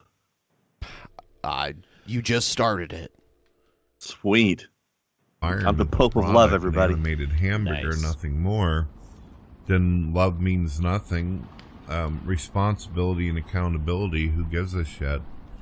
All subjective Love to means them. nothing if it's So is it no not wonder given with that the implicit idea that this you'll is the go to reason hell why a lot without of people giving don't it. trust atheists as politicians. They don't want to put atheists in places of power because the atheist doesn't seem to have any kind of line Lord drawn is in the love. sand of how far they'll go. And I mean, if you ask them, they See, will tell you. That's the fucked up part is Christians have a line drawn to say how far they'll go.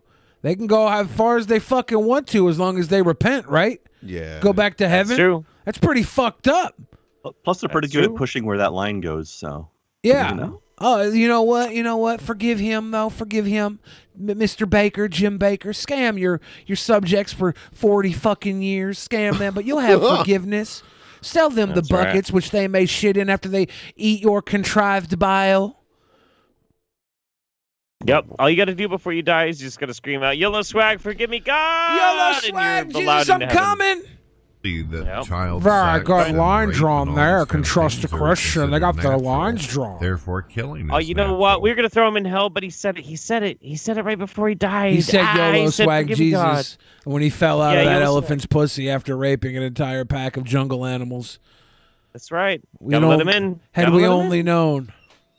Had we only known that he would be the king of the jungle and swing that way, saying YOLO, Jesus God, I'm coming home. Made him. You can literally be fucking an animal to death, and you're going into cardiac arrest, and the last thing you say is, "Oh God, forgive me." And Jeffrey? nah, you're in heaven, dude. It's fine. Jeffrey, I read the Bible. Pretty much. God put the animals on this earth for man. Fair. So actually, you're just kind of like, no, I'm not taking this. No. Checkmate, atheist. Not touching this one. Figure out situations why go into a Discord. Don't go into like Discords. Brett really does make it hard to try and be his friend, though. I tried really hard. I didn't try. Really hard. He wanted to be my friend. He wanted to be my friend too, like because I had a little bit of clout. Months you know? after not talking to him, he messaged me and said, "You know, Billy, you're a bad friend." Did he really? You don't reach He did out. You not. don't reach out. I can't be your friend anymore. He did Oh, not. the He did irony. not do that. And then he blocked Of me. course he did. Yeah. Have you not been paying attention to him, Jeff? Let me go into Discord That's a where he to- messaged That's me. a total Brett Keane move. I guess we never got that far in a relationship. I Total just Brett move. Let me see hung if I out with can him, like, find 3 nights in a row. You know, if I can find his Discord in here. I don't remember what the fucking name was. I honestly had a really good night one night hanging out in his Discord with him, and he and I we had a long conversation. It went fine. We didn't talk about anything heavy, and then I debated Vorn Heltorn and another flat earther. And then after that ended, me and Brett just alone had a conversation, and we were laughing about how dumb flat earthers were. And then I said goodnight, and that was the last time I talked to him. And so I know Brett's done a bunch of fucked up shit, and I can't co-sign on it. I think it's fucked up that he did those things. But my personal experience is pretty good. And then months pass, and then all of a sudden he's coming out with this black people going feral on the streets of America. I'm like, oh my God, dude. You can't. Yeah, sounds about right. You can't do that. Brett, no. I can't terrible. find DMs with Brett anywhere. I don't know. I screen capped it a long time ago to show it on the show. It was so cute. Oh, you broke his heart, Billy. I know. I have that effect on manatees. His heart. Master Discord. I know he blocked me right after he sent it too. I couldn't even respond. I was like, no, I lost a good man today. I lost a good friend. No. Don't quit on me now. Don't quit on me now. Jeff? Yeah. Did you miss going to VidCon this year? Kinda, a little bit, yeah. I missed hanging out with you guys, of course, obviously, but we'll hang out. We'll hang out pretty soon, actually. Do you want to start a pact right now? Possibly, yeah. What are you thinking? If next summer, if VidCon's not back, we start our own COVID-con? Sure, yeah. I'm super into it. Let's do it, dude. We all get together and cough in each other's mouths. It's about time. There was for a while talk about doing a yearly thing in the middle of winter and go back to Vegas like we did that one year. That was pretty fun. MidCon. Winter's a good time for Vegas, actually. We were gonna do MidCon. Yeah, and I think it's a really good idea. We could still do it. I found a really nice Airbnb in Las Vegas, like really nice. It's nuts how nice it is. It's like MTV Cribs Blow Me Down edition. Nice. We should pitch in and get 3 days with 40 people in this place. Yeah, dude, I'm good for it. I'll pitch in. Nutsos. We should go nutsos. That'd be fun. Have a fucking massive mid-con Vegas party. Right. This time I will not call the prostitute number. That made a lot of people really mad. Yeah, you and Blair White are pissing off the trans community. No, wait, no. I didn't piss off the trans community with that. I pissed off that operator who was calling me a fag because I was asking about trans prostitutes. Oh. Wow. That seems very unprofessional of them. It was. I thought so as well. I wasn't trying to seek sex. I was literally willing to pay to get a prostitute to come play board games with us in our motel room. I thought that would have been hilarious. I did that one night on battlecam.com, and when the prostitute showed up, one of my weirdo friends I was hanging out with was like, "Hey guys, I'm actually just gonna fuck her. Could you leave the room?" And I was like, "You're the worst. You're the worst." That ruins the whole joke. I know. Oh my God. I know. Nah. You need some discipline. You need discipline. You wreck discipline. Wreck discipline. Yeah. You need discipline in your shit poster friends. It was the worst.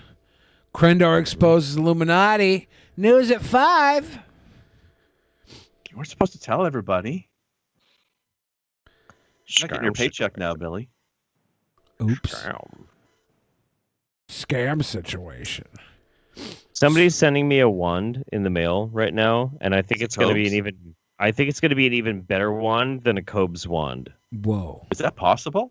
I think so. Well, you're gonna have to buy one from Cobes so that you can scientifically compare them. Then he's got to start selling them again, man. I've been wanting to buy one of like an official Cobra fucking wand, but like he never puts them up for sale. Official Cobra fucking wand. We're gonna take a quick break for a word from our sponsors, and then we'll be right back. We will see you in just a moment. Don't go anywhere. Oh, shit. Check out the beautiful asshole. What did you do? The individual Brett Keane segment situation.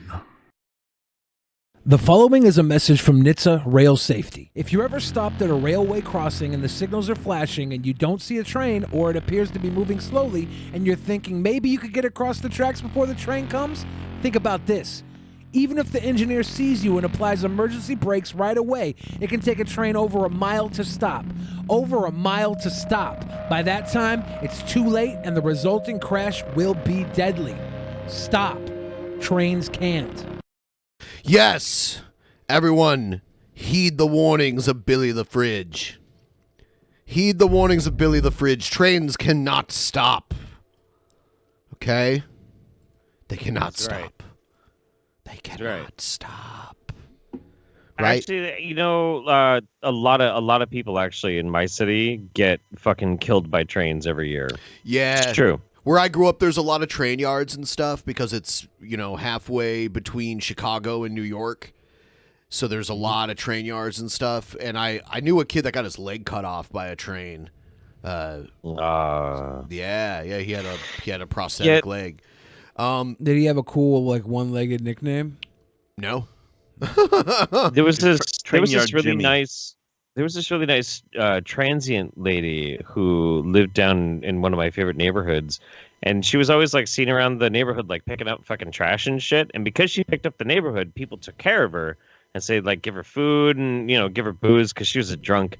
But the problem was she'd get really blacked out fucking drunk, and one night she just wandered right in front of a fucking train. Turned into fucking salsa, dude. It sucked. Can't believe these trains are so transphobic.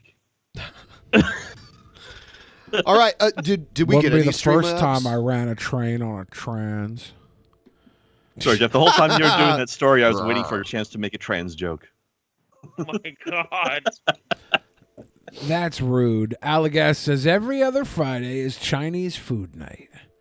That's at the ICE detention center. Yeah. It's Man, they China have an eclectic, Fridays. Get your China virus on with our China virus inspired food menu here at ICE's. Revik Kalinsky says, I just want you to know I've got a thick ass dick. All right, Ted. Good to know. Cool. Lord of Nurgle Good. gave us big love, and that catches us up with all the donos. You guys could have had something red for just $2. Sorry, I'll stop that now. All right. All right. Situation. Let's do... Fuck. Let me pull this up. Everyone like the stream, please. Liking the stream helps out a lot if you haven't already. And thank you to everybody watching right now, whether you liked or not, whether you're here to be angry, here to be happy. The fact that you're here means a little bit to us. A little bit. Thank you. Here we go. Let's start this next thing. Oh, man, this program's... I need to reinstall this program. Here we go. He called me sir. It got me so human angry. People are discriminating against wolves. Wow. They're laughing at us, at our stupidity.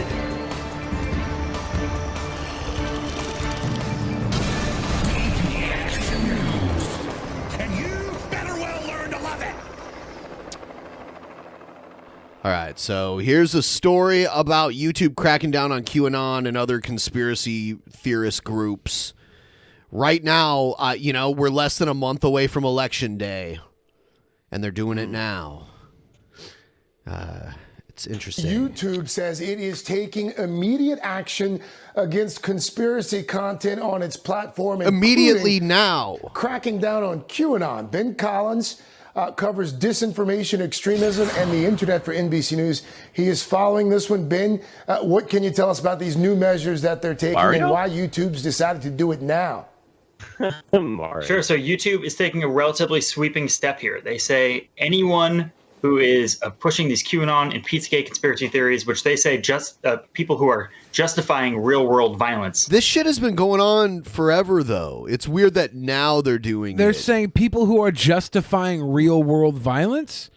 Let's back this up 1 second.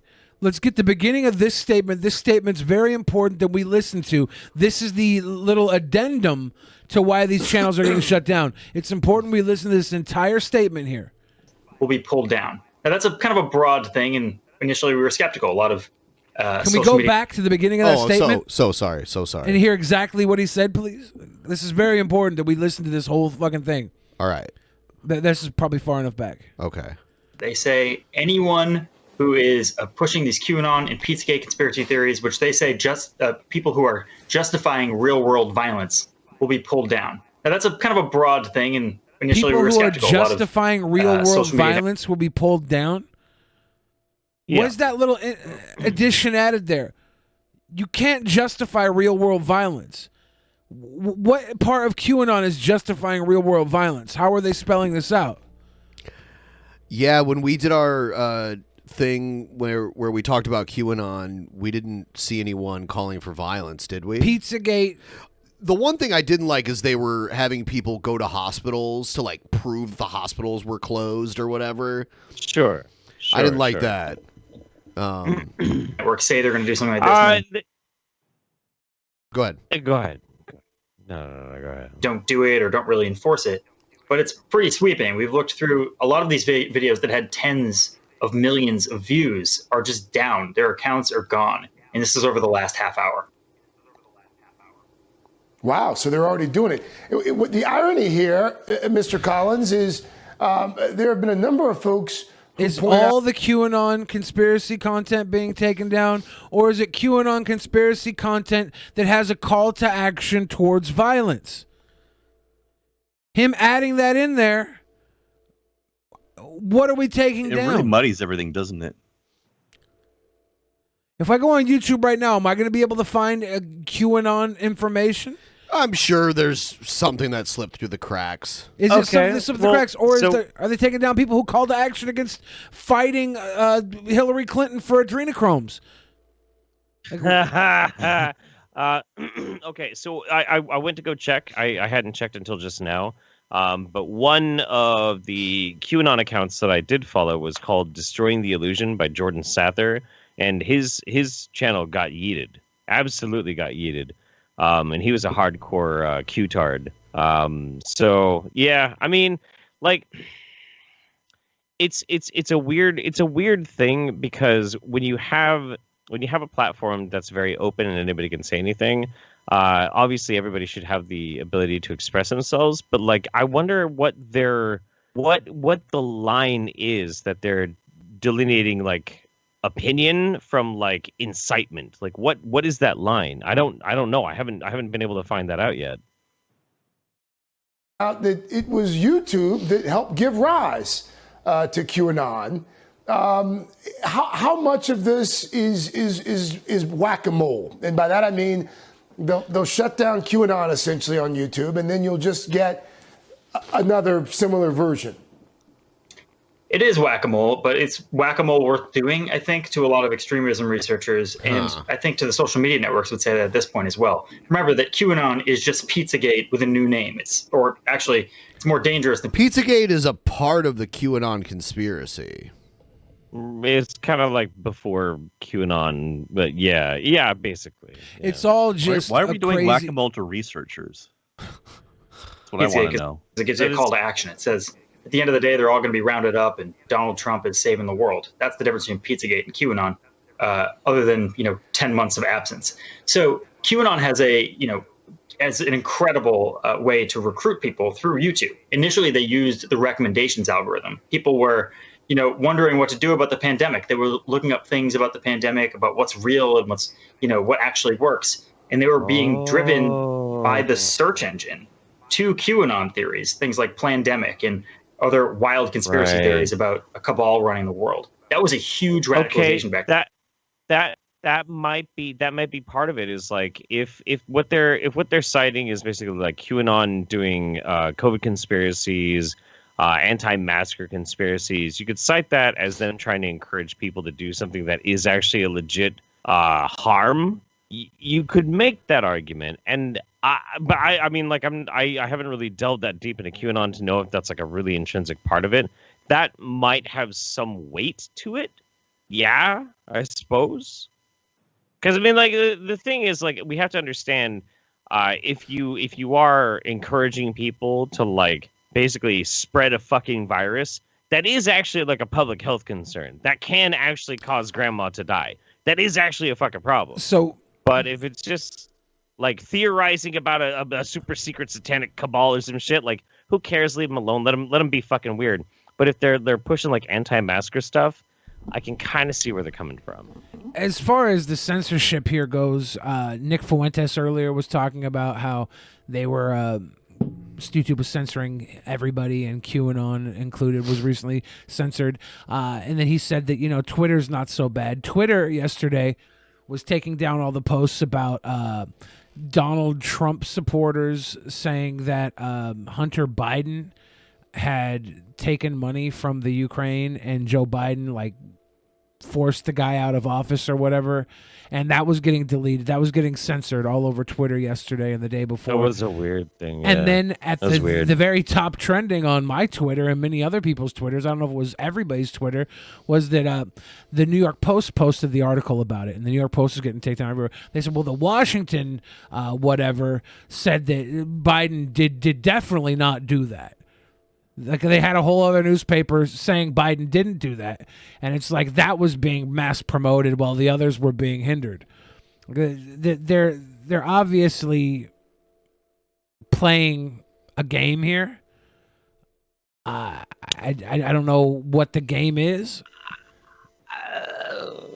It definitely does like make me pretty concerned that like we basically do have to kind of trust one side versus the other. I'm not very comfortable with that. It's one of the reasons why I like the idea of having competing ideas. But that's kind of the problem when that's a safety net of when you're arguing like STEM stuff, things that you can like prove with empiricism. That's easy. Like censor anti-vax. Pretty batshit insane. Everybody's saying that QAnon, was built off of Pizzagate. Pizzagate had some believability to it. Like, whether it was real or not doesn't matter. There was some uncanny shit going on. Where's the uncanny shit that makes QAnon look legitimate? Because it's literally just like fantasy Trump fanfic. That's all QAnon has been to me, is Trump fanfic. Well, and the weird part about QAnon too is like when they started going off about how Q and Donald Trump are like fighting against like this satanic pedophile ring, blah blah blah blah blah. Like for a while, like a good 9 months or so, all the dispatches for Q were coming out of 8chan. Right. There's something that 8chan is very well known for, and that's kiddie porn. So it's kind of like, hey, I can't. No, it's gross. Dude. It's misdirection. Yeah. Are we going to talk about the Hunter Biden laptop thing?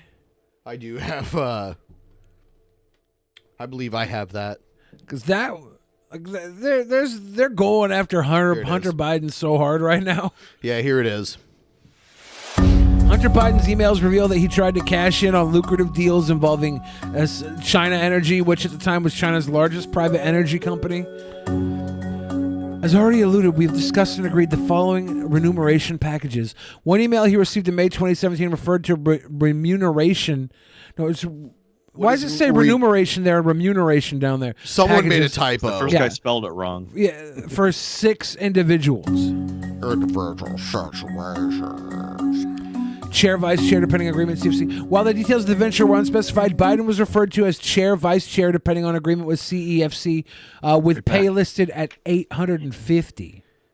Is that $1,000? I assume, yeah. Okay.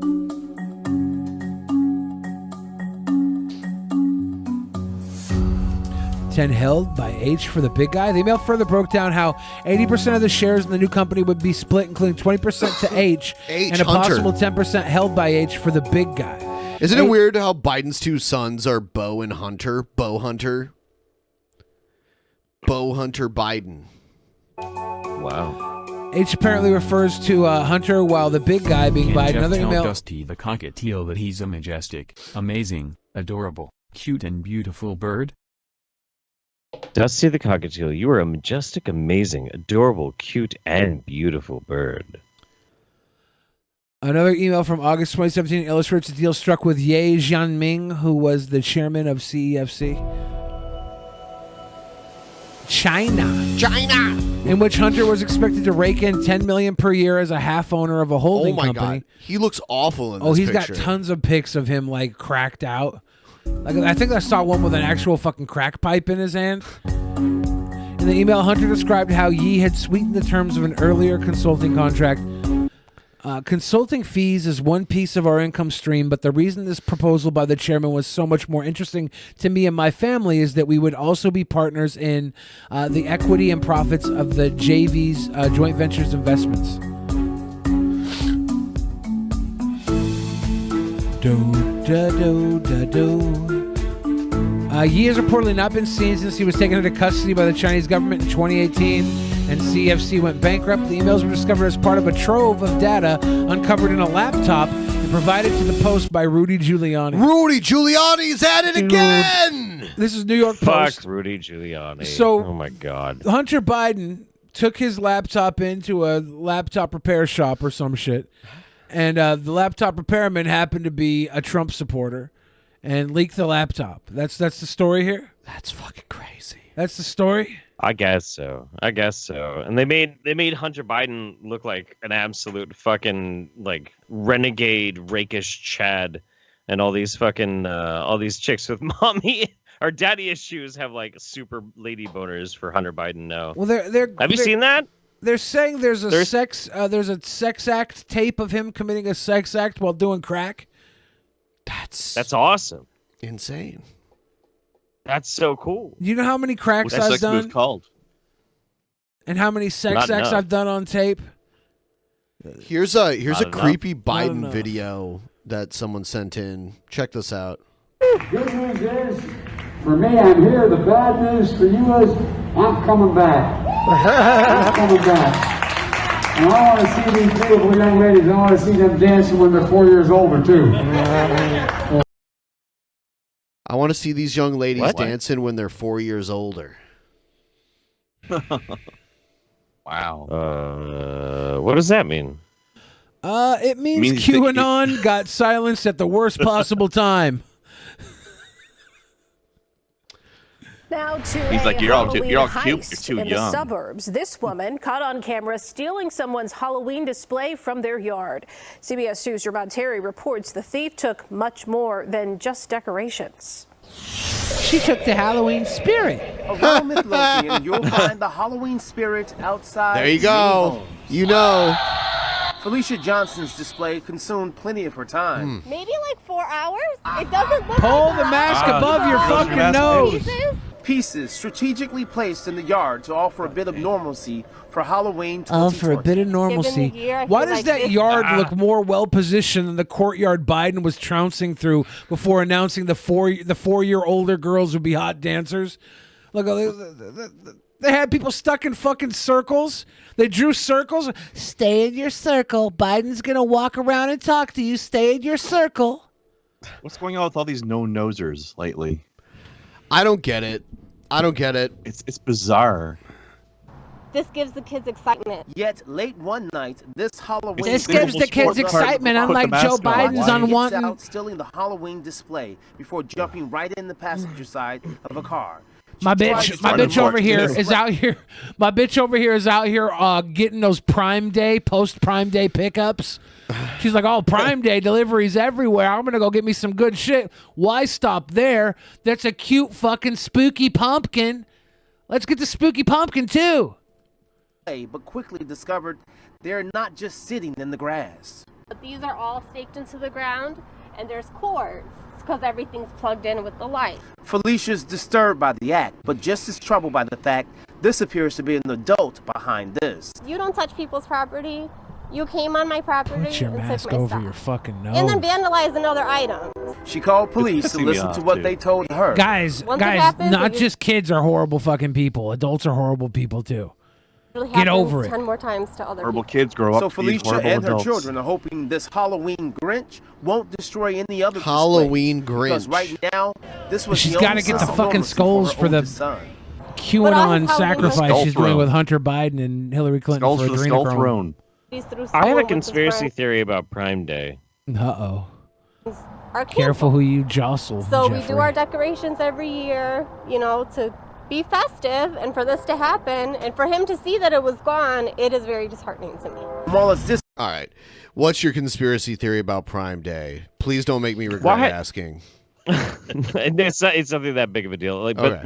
I did have a bunch of equipment stuff that I needed to buy for the studio, and I was waiting for my Twitch payout. My Twitch payout came literally half an hour after Prime Day ended, and I think that they intentionally delayed it so that I would get paid out by Bezos right after Prime Day, so I couldn't use Bezos bucks to buy my stuff from Bezos.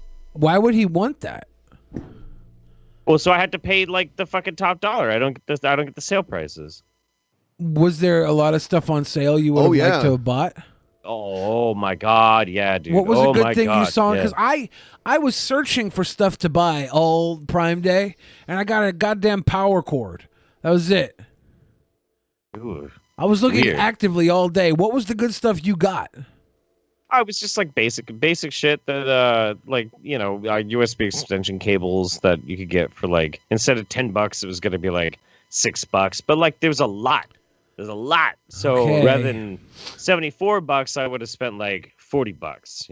Okay. And that's my conspiracy theory. I know it's hard hitting and it's probably really spooky, and everybody thinks I'm way off base. We all bought fucking cords, dude. That's the conspiracy. That's pretty much what it is. Yeah, I bought basically doesn't cords. love boobies. Unknown one. Dickless penises.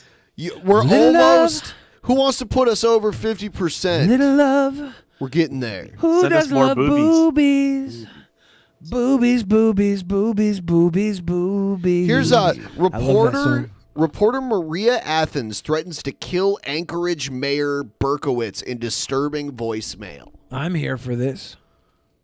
Ethan, it's Maria Athens from Fox ABC CW Newsnet National Alaska. Scary. I just learned through my Emmy Award-winning journalism, you're also a pedophile in little girls and children. And there's a website. I'm so fucking exposing you. I'm going to get an Emmy. So you either turn yourself in, kill yourself, or do what you need to do. I will personally kill Damn. you and Mark Kimmel, my goddamn self, you Jewish piece of living fucking shit. You have met your match, motherfucker. You have met your motherfucking match. I can't believe I am such a good person and thought I loved you. Oh, so they were having an affair? Or Is that what something? she said? She just said, I can't believe I thought I loved you. I think is what she... Now, hold on. QAnon strikes again, man. Was she? That escalated. Holy crap. Was she supporting him with love as the mayor and then found out, or was she actually fucking? I don't know. Let's see. Hold on. Because why would she be in a relationship with somebody who's going after kids? Wouldn't he be busy with the kids? Hold on. I can't believe I am such a good person and thought I loved you. Yeah, I think something's going on between them. I don't think so. I fucking hate Damn. you. I don't even hate you. I will pray for your Zionist fucking ass. I don't even hate you. I just threatened to murder you. I'll tell you what's cool about pedophiles. It's That's like, a Billy the Fridge statement if I ever heard one. it's like the green light for racists. They're like, oh, somebody we all hate? Oh, well, fuck yeah. Guess what? Anti-Semitism, racism. Ha ha ha. Yeah, because you're a pedophile. I feel totally comfortable being a fucking racist, anti-Semitic piece of shit right now. She could have done everything she said there without dropping in the Jew shit. She could have been just as angry and vile and been like, "Yeah, I got you, you motherfucking diddler." They had a thing. I'm reading a news story about it right now. They had a thing going Tell on me between more. them. Tell me more. Did he look good Also, in tights? She committed a literal crime because she sent him a death threat. Yeah, we'll go through the story after we listen to the rest of Fuck this. that loser. And I'm putting this on the news tonight. Bye. Have a Her great saying "I thought I loved you" is a clear indication there was more going on between them. Friday, than you mother. she just That's the real reason why she's so angry. Right. So I don't. It almost Well, seems it's like venting. it was an online thing and not. I don't know if they actually met in person or not. They're from Alaska? Yes.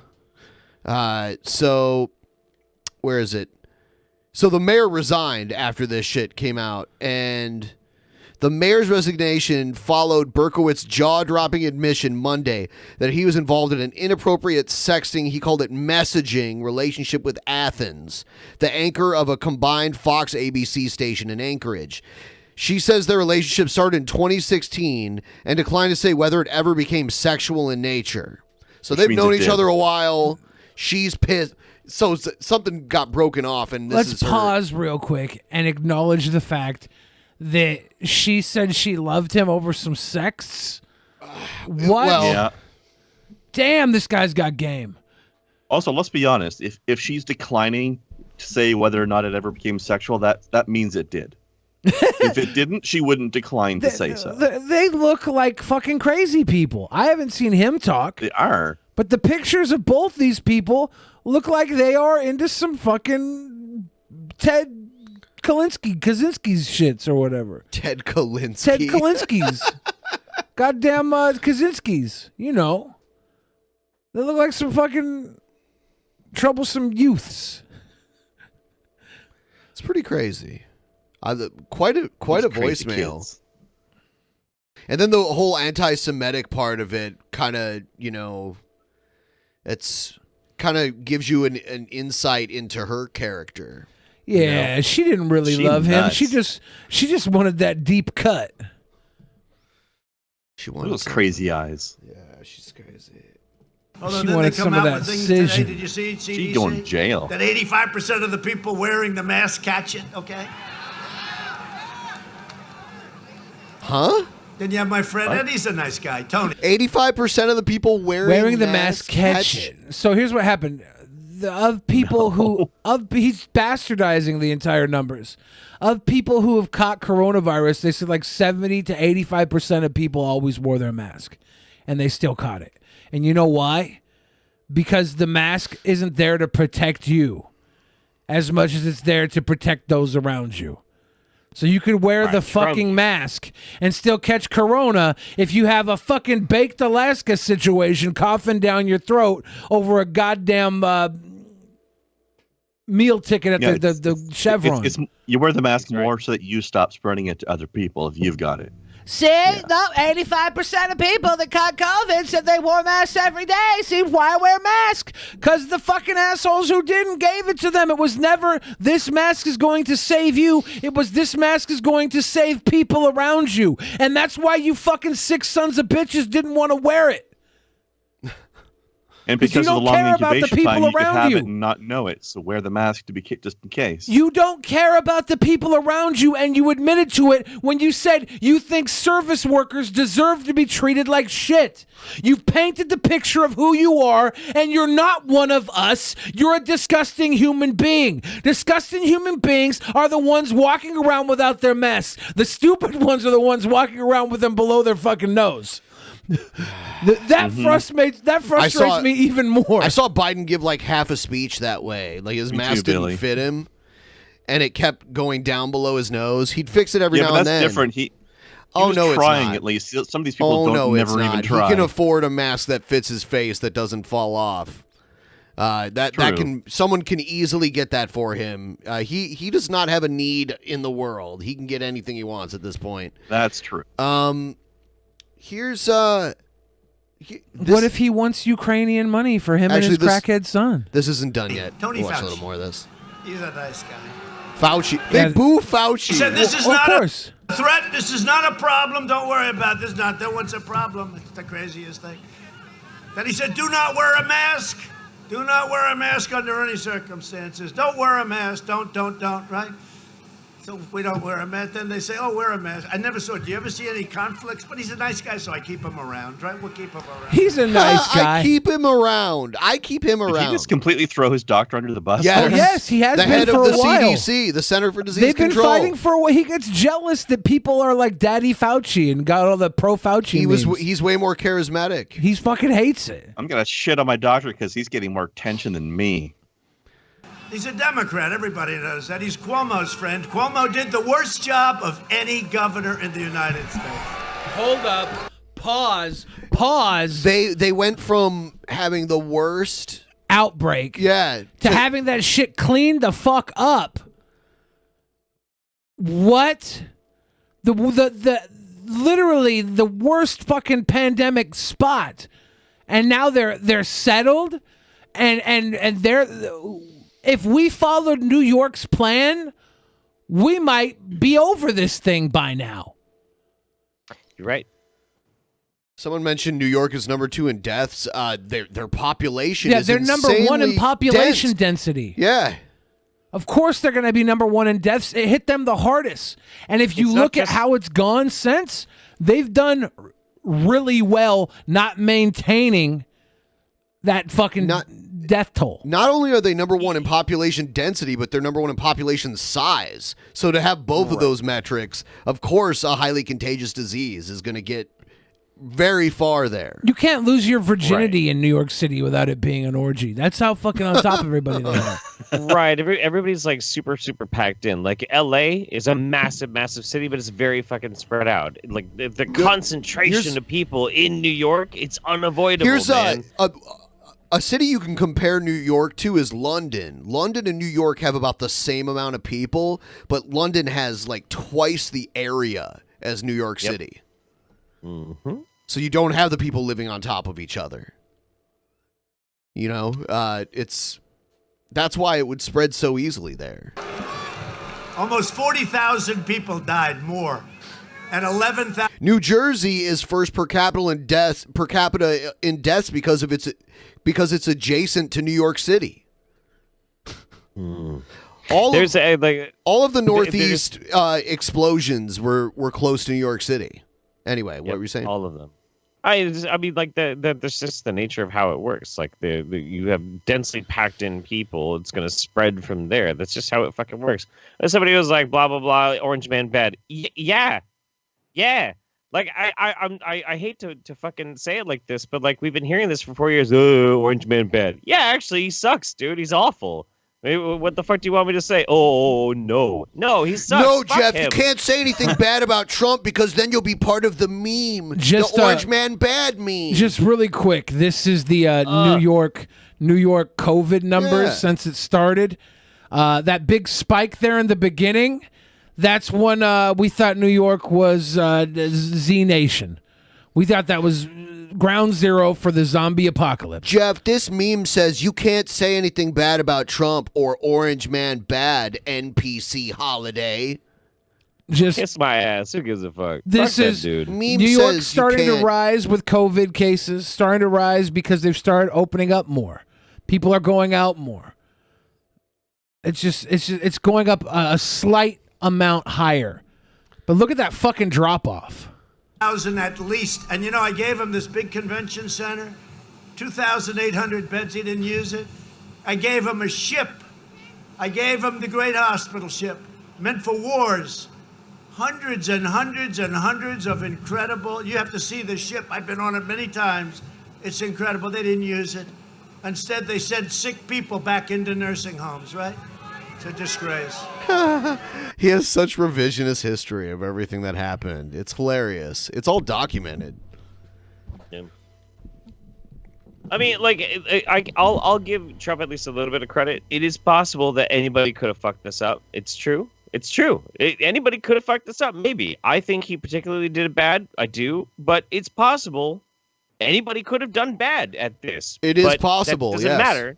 But it doesn't matter because he did do bad. He did. He was in charge and he fucked it up. And I'm sorry, but that's his fault. That's his fault. That just is what it is. I'm sorry. It was China. China. It was China. Disgraceful. China. Fuck. Whatever. dude. China. It's it happened. Whatever. Now we just move forward from here. Whatever. Check this crazy Wow. video here. I guess this guy is I think he's a New York Supreme Court judge. Hey, get arrest me. The guy in the towel. We are not doing this right now. Hey, we are not doing No. Tonight, there is new fallout 24 hours after the 7 Eyewitness News I-Team revealed this body cam video showing a state judge in a scuffle with Buffalo police. With an elbow. Good evening once again. I'm Keith Radford. Now, no charges were ever filed in that incident, which happened earlier this year in North Buffalo involving Justice Mark Grisanti. But as I-Team Chief Investigator Charlie Speck shows us tonight, there could still be some consequences for the state Supreme Court justice. Nice. Hey, arrest me. We are not doing this right now. Hey, we are not doing No. I thought this was America. I thought This is a communist country. America. Dude, she's going to cuffs. She's going to cuffs. Do not Listen, my daughter and my son-in-law are both Buffalo police. So he the one cop I think was going to arrest his wife and he ran up and pushed the cop. So now he's getting arrested. And he did no charges, by the way. Of course not. They're saying he might lose his seat on the court.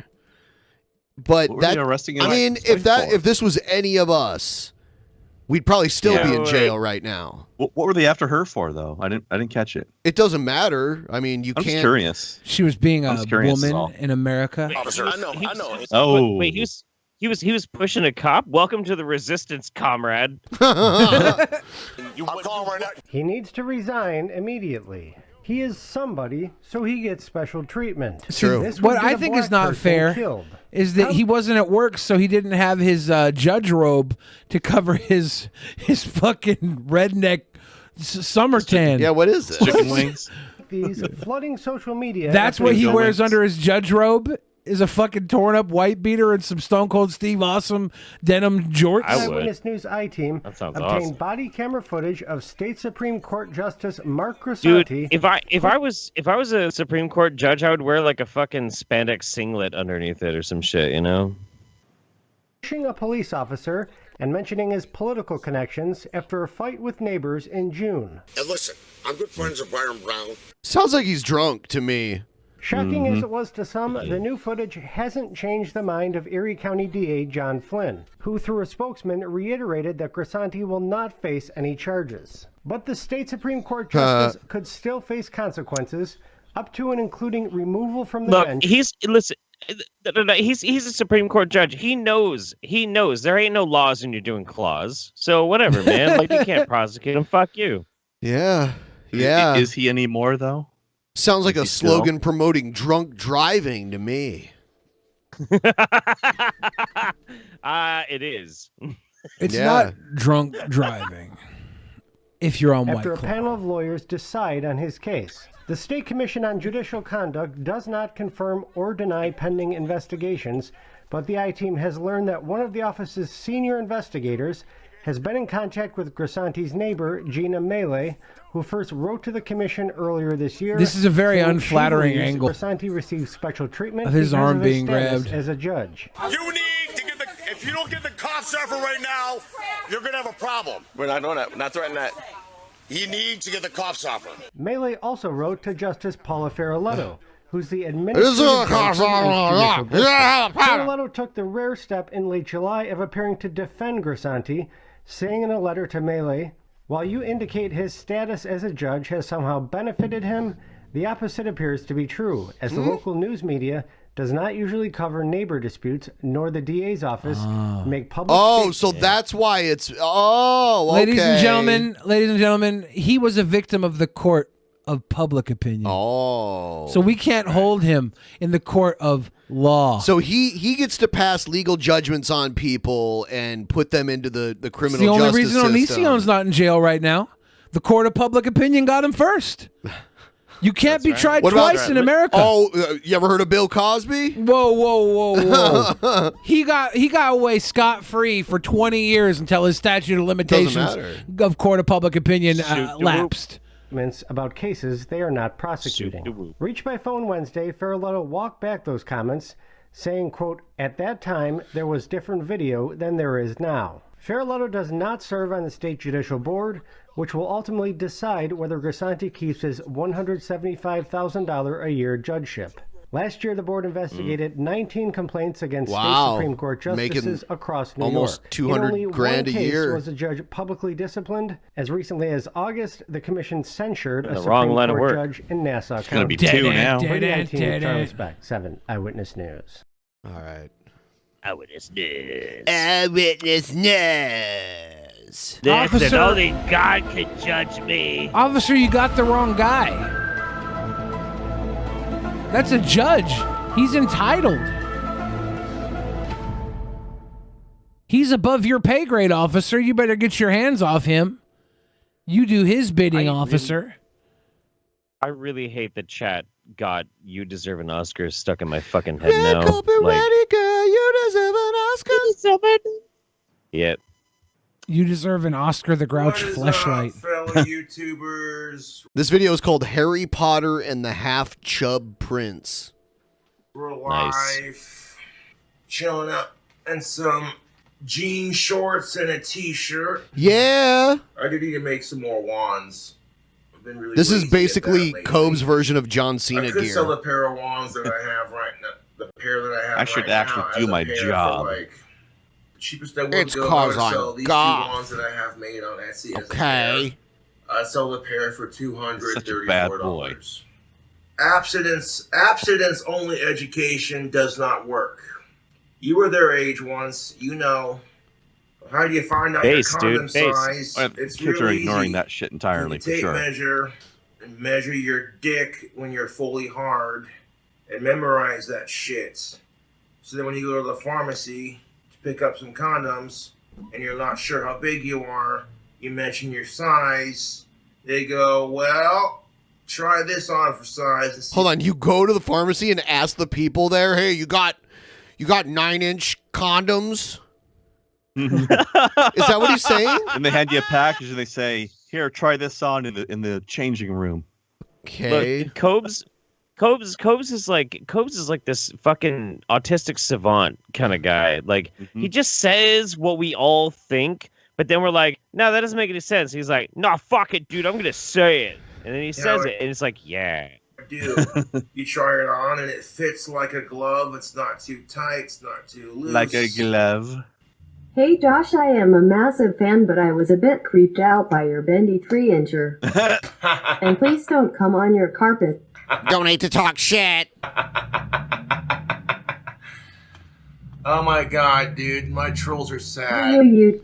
Donate to talk shit's coming in nicely, tubes. He always says that. Donate to talk shit's coming in nicely, tubes.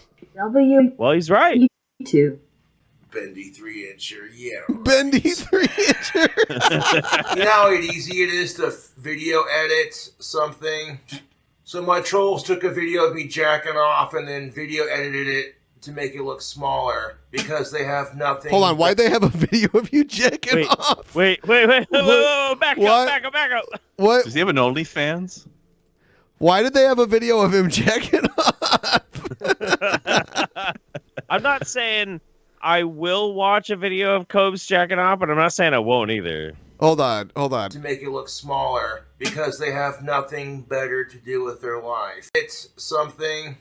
So my trolls took a video of me jacking off and then video edited it to make it look smaller because they have nothing better to do with their life. You're sitting there, there's a bunch of dudes out there who have pictures of my dick and videos of me jerking off going, I'm going to use this shit to fuck with Cobra. Oh my god, this is hilarious. And then secretly they watch the video and the picture and go, fuck Cobra, his dick is bigger than mine. It's not fair. Oh, I hate him so much. Oh, this will be funny. Take the video and then take the picture and photo edit it to make it look smaller, thinking it'll fucking fuck with me. And really, the joke's on them, dude. I'm like, they're jealous of how famous I am, and it's pretty sad. And to be honest, that's kind of gay, dude. But hey, no judgment.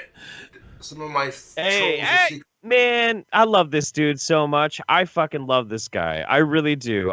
He's such a fucking champ. Like, Is he? He is. No, he absolutely is. Apparently, there's video of him jacking off, and like, and he takes pride in it because like when people try and like ridicule for, he's like, whatever, dude. You know how big it is. But you can't be like you're kind of gay and then be like, not that there's anything wrong with that. That's a little. It's a little sissified. Well, I mean, like he's more of an he's more of an everyman, right? He's more of an everyman. He's like, oh, it sounds kind of gay. Not there's anything wrong with it. So he's covering all the bases from Okie, Pinokie, wherever the fuck he lives. You know, it's fine. Wyoming. Oh my God, yeah, no, mad respect. I want to see Cobra say trans rights. That'd be Poggers dope. in the chat for tiny dick photo jobs, please. for my dick and they won't admit it, and they're also secretly super jealous of my fame. I'm not gonna lie, I've had a couple of age fans who are like, I want to see He always it. says of age. That I've talked to face on FaceTime. Cover his ass. And they saw it and they were like, fuck, the rumors are true, man. You really do have a nice. Yeah. Yeah. Hey, Josh, don't listen to the trolls, dude. They're just jealous of your 18K subs. I'd like to see them try and get 18K subs in 10 years. Only joking. You're a delusional idiot. Someone said you're playing with a fart toy, never getting laid Donate again. to talk shit's coming along nicely, dudes. And guess what? That was a nice, juicy donate to talk shit. Thank you for the comment. Oh, by the way, I'm only joking. There are more important things than sex, my dude. Like not having it and wearing tactical soap to try and get it. Dude, some smoking hot goth There are chick more walking important in the things than frost sex, season. but it's all I seem to talk about. Yeah, there's more important things than sex, but let me buy this tactical soap to try and attract sex. There's more important things than sex, like buying tactical soap to attract sex or making wands to cast spells that will help you get sex. Sex isn't important, but let me make an 18-minute video explaining how to perform oral sex on a woman. Oh, What? God. Wait. Is that real? Yeah, multiple videos.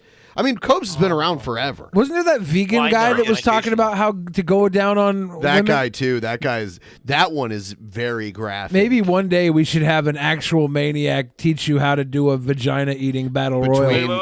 Like everybody who's tried to teach that.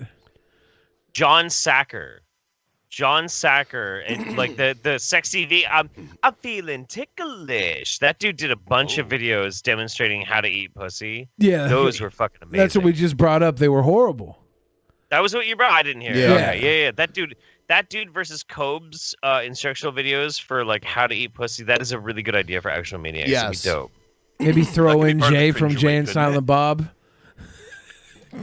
She's like, oh my God, Cobra, I'm totally a fan of your videos. Plus, this fart toy is hilarious. It's fucked. The fart toy gets me every trolls time. Can take a dick up the ass, but they can't take a joke. What's up with that, huh? More like my dick, because I'm fucking these trolls up. That wasn't a 16-year-old girl, but you thought it was a 16-year-old. No, I did not. That person told me they were 22 and then told the subreddit something else. And as soon as they told the subreddit something else, I immediately ceased contact. You're a sick fuck for thinking that. Fuck chomos. The fact that some dude's willing to try to set me up like that is pretty fucking pathetic. At 7:41 p.m. I gotta agree. Tonight, Dennis Hagstad, a blue check mark, tweeted TheVerge.com, posted the FCC will move to regulate social media after censorship outcry. So the FCC is going to take over social media? That's what this like a little Ajit what's Pai- the source? I'm gonna try and send you the link here. That's terrible. That's a shit awful idea. It's got a Jeep Pie right up in the top of the damn picture on the first page. Oh man, fuck a Jeep Pie. God Jeep damn Pie. it. Dude, I'm sorry, guys, but no, the government should not be regulating social media. That's fucked up. That's a fucking stupid idea. Very fucked up. Hey guys, Drunken Peasants is brought to you by the United States government. And I just want to thank our overlords, Hunter Biden and Ivanka Trump, the king and queen of America, for putting... Giant Reese's coffee cup. Look, man, on Thursday, Federal Communications Commission Chairman Ajit Pai said the agency will seek to regulate social media platforms like Facebook and Twitter at the behest of the Trump administration's executive order signed earlier this year. Members of all three branches of the federal government have expressed serious concerns about the prevailing interpretation of the immunity set for in Section 230 of the Communications Act. There's a bipartisan support in Congress to reform the law. Pai said in a statement Thursday, social media companies have a First Amendment right to free speech, but they do not have a First Amendment right to a special immunity denied to other media outlets such as newspapers and broadcasters. In May, President Donald Trump signed an executive order targeting tech companies like Facebook and Google and Section 230 of the Communications Act, the pivotal internet law that provides them broad legal immunity over content posted by their users. The order instructed the Commerce Department to draft a petition prompting the FCC to reinterpret the law. The department submitted its petition to the FCC in July. Hold on a second, though. Isn't this guy the same guy who tried to make that... what was that thing they tried to do with the internet a while that back? Stupid fucking meme video to promote censorship? Too, but also... Because he's the guy that made the stupid meme video. Where like big companies would get faster internet and small companies would get slower internet. Net neutrality. This was Ajit Pai. He was pushing that thing. Yeah, it's the same guy, right? And it got fought time and time and time again, and he kept coming back and hitting it. Yeah, these assholes at it again. He's the head of the FCC. I don't know how he's still there. Is that a fucking lifelong appointment like the goddamn Supreme Court? Seems like it. How the fuck is this guy still there? This guy just keeps coming back to piss everybody off over and over again. Look, man, if he comes between me and my obscure porn, I'm going to be so pissed. If all I can go do is Pornhub, if all I can do is go to Pornhub and watch sister-brother blowjobs, I'm going to be so pissed. It's all Pornhub is sister-brother blowjobs. Get yourselves a fucking VPN now, guys, because we're going to have to route our shit through fucking Mexico just to get our memes. Oh, those Colombian fucking coca memes. Mm-hmm. Yeah, but Mexico has the spiciest memes, though. You guys are wild. It's true. It's true. That's a spicy food joke, by the way. I'm kidding. I don't go to any porn sites other than Pornhub. But the front page is full of that brother-sister stuff. It's weird. I love Cobra. How much is... there's a little bit more. They see someone who has Asperger's, who hasn't had a girlfriend in 3 years, and they think to themselves, I want to fuck with him. Instead of calling him a loser because he can't get laid. Ha ha ha ha, LOL. Like everyone else in the comments. Take it a step further. My trolls are dickheads, dude. And you do realize that trying to entrap someone with autism is super illegal? What? No. What? I'm really honestly comfortable enough with my dick sign. Hey guys, trying to entrap me into having a relationship with a 16-year-old is super illegal because I have autism. Why is Chris Hansen not in jail then? It's just, half those fucking weirdos on How to Catch a Predator had advanced stages of autism, and they were all entrapped for being creepos. Cobes, if you're admitting to talking to a 16-year-old and saying that it's super illegal for them to go about telling you that, we need to step back. We need to step back and talk about this. It's not illegal. Needs to teach this guy that his trolls won't fuck with him so much if he stops feeding the trolls. Oh, But that's who's paying him. Yeah, he's getting those donos, Exactly, man. and he's doing exactly what they want him to do. Well, that's the price of fucking being the puppet. Yeah, acting. Yeah.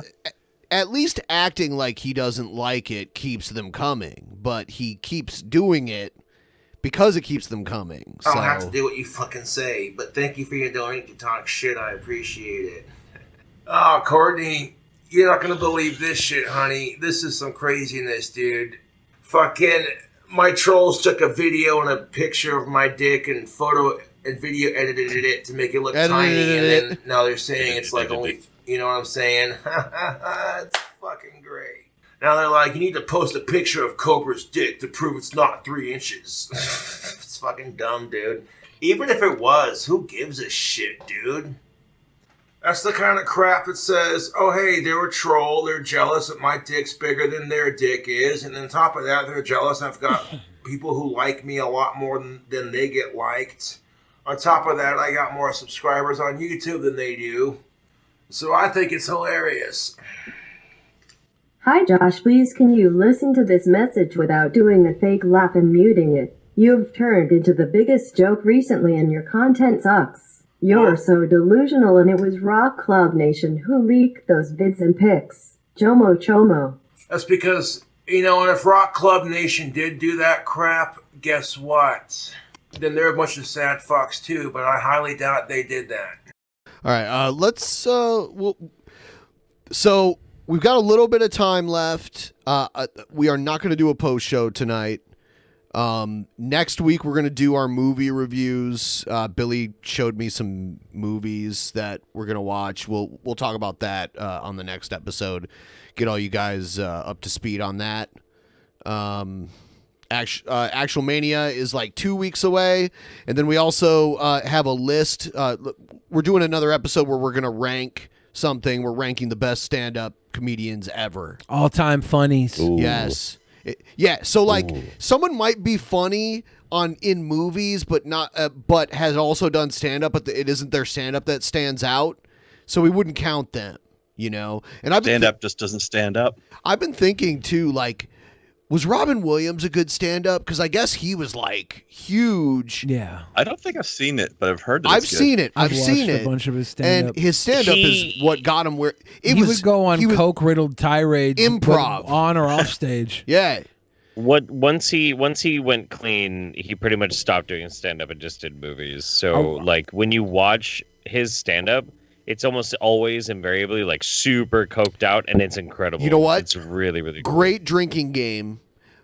Go to YouTube and search Robin Williams on a late night talk show like Letterman or Leno or whatever, and do a shot every time he gets out of his chair. Every time he stands up out of his chair during that interview, do a shot, and you will be wasted. Because dude cannot sit still at all. Mm-hmm. That's how great of a stand-up he was. He'd stand up during sit-down interviews. So yeah, stand up. We have to pick.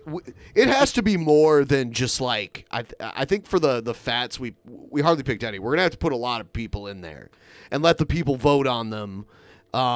Obviously Richard Pryor's in there. George Carlin's in there. Of course. Who else? They will win. Bill Hicks. Would you put him in there? Could, yeah. Carrot Top. Eddie Murphy, yeah. Eddie Murphy. Lenny Bruce. Yeah, he's classic. Rodney Dangerfield. Patrice is really fucking good. Patrice is really good. I think Hannibal Buress has like some pretty incredible Chris Rock too. I wonder if I've seen Hannibal. I wonder if Joe is free that night. Joe is a connoisseur of stand-up comedy. Oh, is he? Yes. Cool. Is he really? Connoisseur. So is Memory. Memory is really big on stand-up comedy. I usually I stick to like the classics, and then I don't really deviate that much. I get kind I'll of. tell you what. At one time, Bill Cosby was considered one of the greatest stand-ups ever. And even like Jerry Seinfeld and some of the bigger names today, were inspired by him.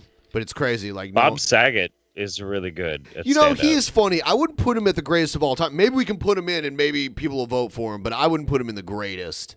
But yeah, he's funny. Gilbert Gottfried, he's up. He's good. If Ted Bundy was a great comedian or a great wrestler, we would have this conversation about him too. You know, like these men who are only known for their murdering or their terrible things. Like you got Chris Benoit, amazing wrestler. Bill Cosby, amazing comedian. It makes us ask the question: Is it okay to enjoy their work after what we figure out they've done? Right. And it's like, do you say yes or no to that? I say if Ted Bundy was really good at calligraphy, I'd watch the fuck out of his calligraphy. You can enjoy Hitler's art. Yeah, I can enjoy Hitler's fucking finger puppet show because he was a tremendous finger puppeteer. Was he? I don't fucking think so. I hope not. Yeah, inevitably when Dave Chappelle comes out that he was a QAnon fart sniffer, adrenochrome sucker, we could still be like, he was funny. I just looked up. I enjoyed Bill Cosby's bartending skills. Ooh, look at the little Hitler. What if Hitler art. Oh my god. Oh fuck. This is Hitler art. How long would this channel last on YouTube if there was a Bob Ross parody that was just Hitler painting? How long would that last? Bob Ross made the if Hitler landscape. It was just Hitler doing Bob Ross stuff. There's a beautiful little trees. Is he all mellow like Bob Ross? Yes. Oh god. Yes. But that's not how Hitler behaved at all. How long would that channel the joke, last though. before YouTube cut it? Oh, I don't know. Not long. We got to reach out to Count Dankula. Fun in the meantime, though. We got to reach out to Count Dankula. He's got a new fucking series to make. Speaking of comedians, though, do you guys know Russell Peters? I saw Jeff calling out Blair White on Twitter today. Uh-oh. Do you think Russell Peters is hilarious? Dude. It's Russell funny, Peters is pretty funny. Jeff, you used to be buddies with all of these people that I see you talking shit to now on Twitter all the time. I still love Blair. I you love pulling a Blair. Brett Keane? I do. I love Blair. I do. I care about Blair very, very much. But you know, like she fucked up, dude. Whatever. Like she did. Sorry. It sucks. I don't like it. I would have rather she didn't fuck up, you know? But like she fucked up, dude. If we just threw Sorry. people away every time they fucked up, then I wouldn't be able to make videos with Onision anyway. Shit. I'm not throwing her away, man. I'm not throwing her away at all. I still of love course. the shit out of that girl. I saw Jacqueline Glenn saying, this is my friend. I can't just throw away people. I can't just let cancel culture end our friendships. Am I the only one that ends my friendships for cancel culture these days? Am I the only good one? Am I the only good cancel culture warrior left? Yeah. I wouldn't say good. Since you brought it up, some people were asking what happened. So, two things happened. The most recent thing that happened was Blair made a video about this trans athlete who's a power lifter, and she implied in her video, in fact, I think she outright stated that, it seems really fucking crazy that this born a male, now a female power lifter competing with women and obviously has an advantage. But the truth is that powerlifter never competed against women. Before she competed against men, sure, but after they transitioned, has not competed at all. And this is pointed out to her over and over and over again. She never retracted it. She didn't issue any kind of apology. It was only after 3.5 weeks, and then finally enough people started making a huge stink that she was like, oh, I fucked up. And it's good that she did actually own up to it eventually, and she took the video down. That's good, and good on her, and I'll give her some credit for that. The problem is it's not the first time. The first time I had anything to do with Blair was during the story of that kid who it was all over the news, where this kid was being forced to transition by his mom, and the father's trying to save his son from becoming a girl. And it was this huge, huge political mess. Well, the thing was, is behind the scenes, there was a lot of details that nobody on YouTube was talking about that were freely available through publicly accessible court documents. I had those court documents. A bunch of people did. And I literally begged Blair. I'm like, before you make this video, I need you to read this so you see what the court documents are saying. I need you to look at this, please. And she unfriended me and made the video anyway. And the video is still up, and it's still full of bullshit. And it's really fucked up. It's really fucked up. I still love her. I love Blair to death, but like, and she unfriended me. I never unfriended her. I wasn't gonna unfriend her at all, but she unfriended me over that, and it's just really sad, dude. It sucks, because I don't know. I love my Blair Bear, but She don't love you though. I guess not, man, and it sucks. It's too bad. Her boyfriend was a big fan of mine. I thought it was cool when I met him at VidCon. He was I love Joey. Yeah, he's a good dude. He's so excited to see me. God, Joey Sarson is like one of the coolest fucking guys in the world. I love him so much. I love the both of them so fucking hard, man. Yeah. I don't know. Oh well, that's what it is. What are you gonna do? I know what you're gonna do. You're gonna admit that just about every fucking commentary channel does exactly what Blair White does, and doesn't want to admit to any fucking failure. We'll admit that. We can say every fucking one does this shit all the fucking time, and when they finally get caught out on it, it's like, hey, wait 3 weeks, I'll be back. You'll forget this ever happened. Now you're not wrong about that, man. You're not wrong about that. It's just kind of how it is with YouTube, you know. It's unfortunate. Yeah. Good times. That's the swinging pendulum of the commentary. It comes and gets you every once in a while. Somebody's asking about the court documents. There's a YouTuber by the name of Timba on Toast that actually went really, really deep into the court documents. Whether you like the rest of his content or not, he did a really good job at that. So if that's something that you want to look into, that's where I'd point you towards. Also, fuck Star Trek Discovery Season 3. Fuck all of the Star Trek Discoveries. I just want to thank... Yeah, for real, dude.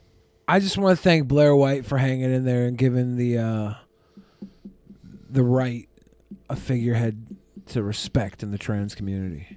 Because if I had to choose between Jessica Yaniv and Blair White, I'm sucking Blair White's dick every fucking night. And that's, I just do that anyway. That's quite a choice between those two. That's just the way it is, man. That's just the cold, honest truth. Is it, though? Dynamite. So, I think we're going to wrap it up. We will be back on Saturday for a Saturday bonus show. Should be a good time. Yeah. Speaking of wrapping it up, COVID hookups, wear condoms and masks, do not kiss, do backwards behind doggy style positions, have the face as far away as possible. If you could do reverse cowgirl, this is very important. Have the face as far away as possible. Don't be facing during sexual acts during COVID hookups, y'all. I know abstinence never worked, and our government won't admit that. They never will. Abstinence was always the answer. The government Everybody's going out and fucking. Everybody's going out and fucking. We know this. I don't think the government does that. Government says abstinence. No, it doesn't. Why do they teach it in school? Abstinence. That's what they teach in school. They do? They don't say to kids... They're teaching absinthe in school? Yeah, they said, kids, drink some absinthe. Chase the green fairy instead of sex. Become an alcoholic. And it just doesn't work. I don't believe they teach abstinence in public schools. They don't? I mean, like, they... Do drugs. I'm sure they teach you about contraceptives in public schools, Well, a little bit, but they say the only surefire way is abstinence. Well, I mean, that is 100% true, isn't it? Propaganda. No, I think it's These a fact. kids are all out there fucking. No, but I'm saying they're saying something that's literally a fact. It's the only way to 100% not get an STD is abstinence. I suppose. That is true. But the only 100% way not to get COVID is abstinence as well. Okay. But all right. I know y'all going to fuck. Good night, everybody. Be careful. Make sure you've got a surgical mask wrapped around your willy, kids.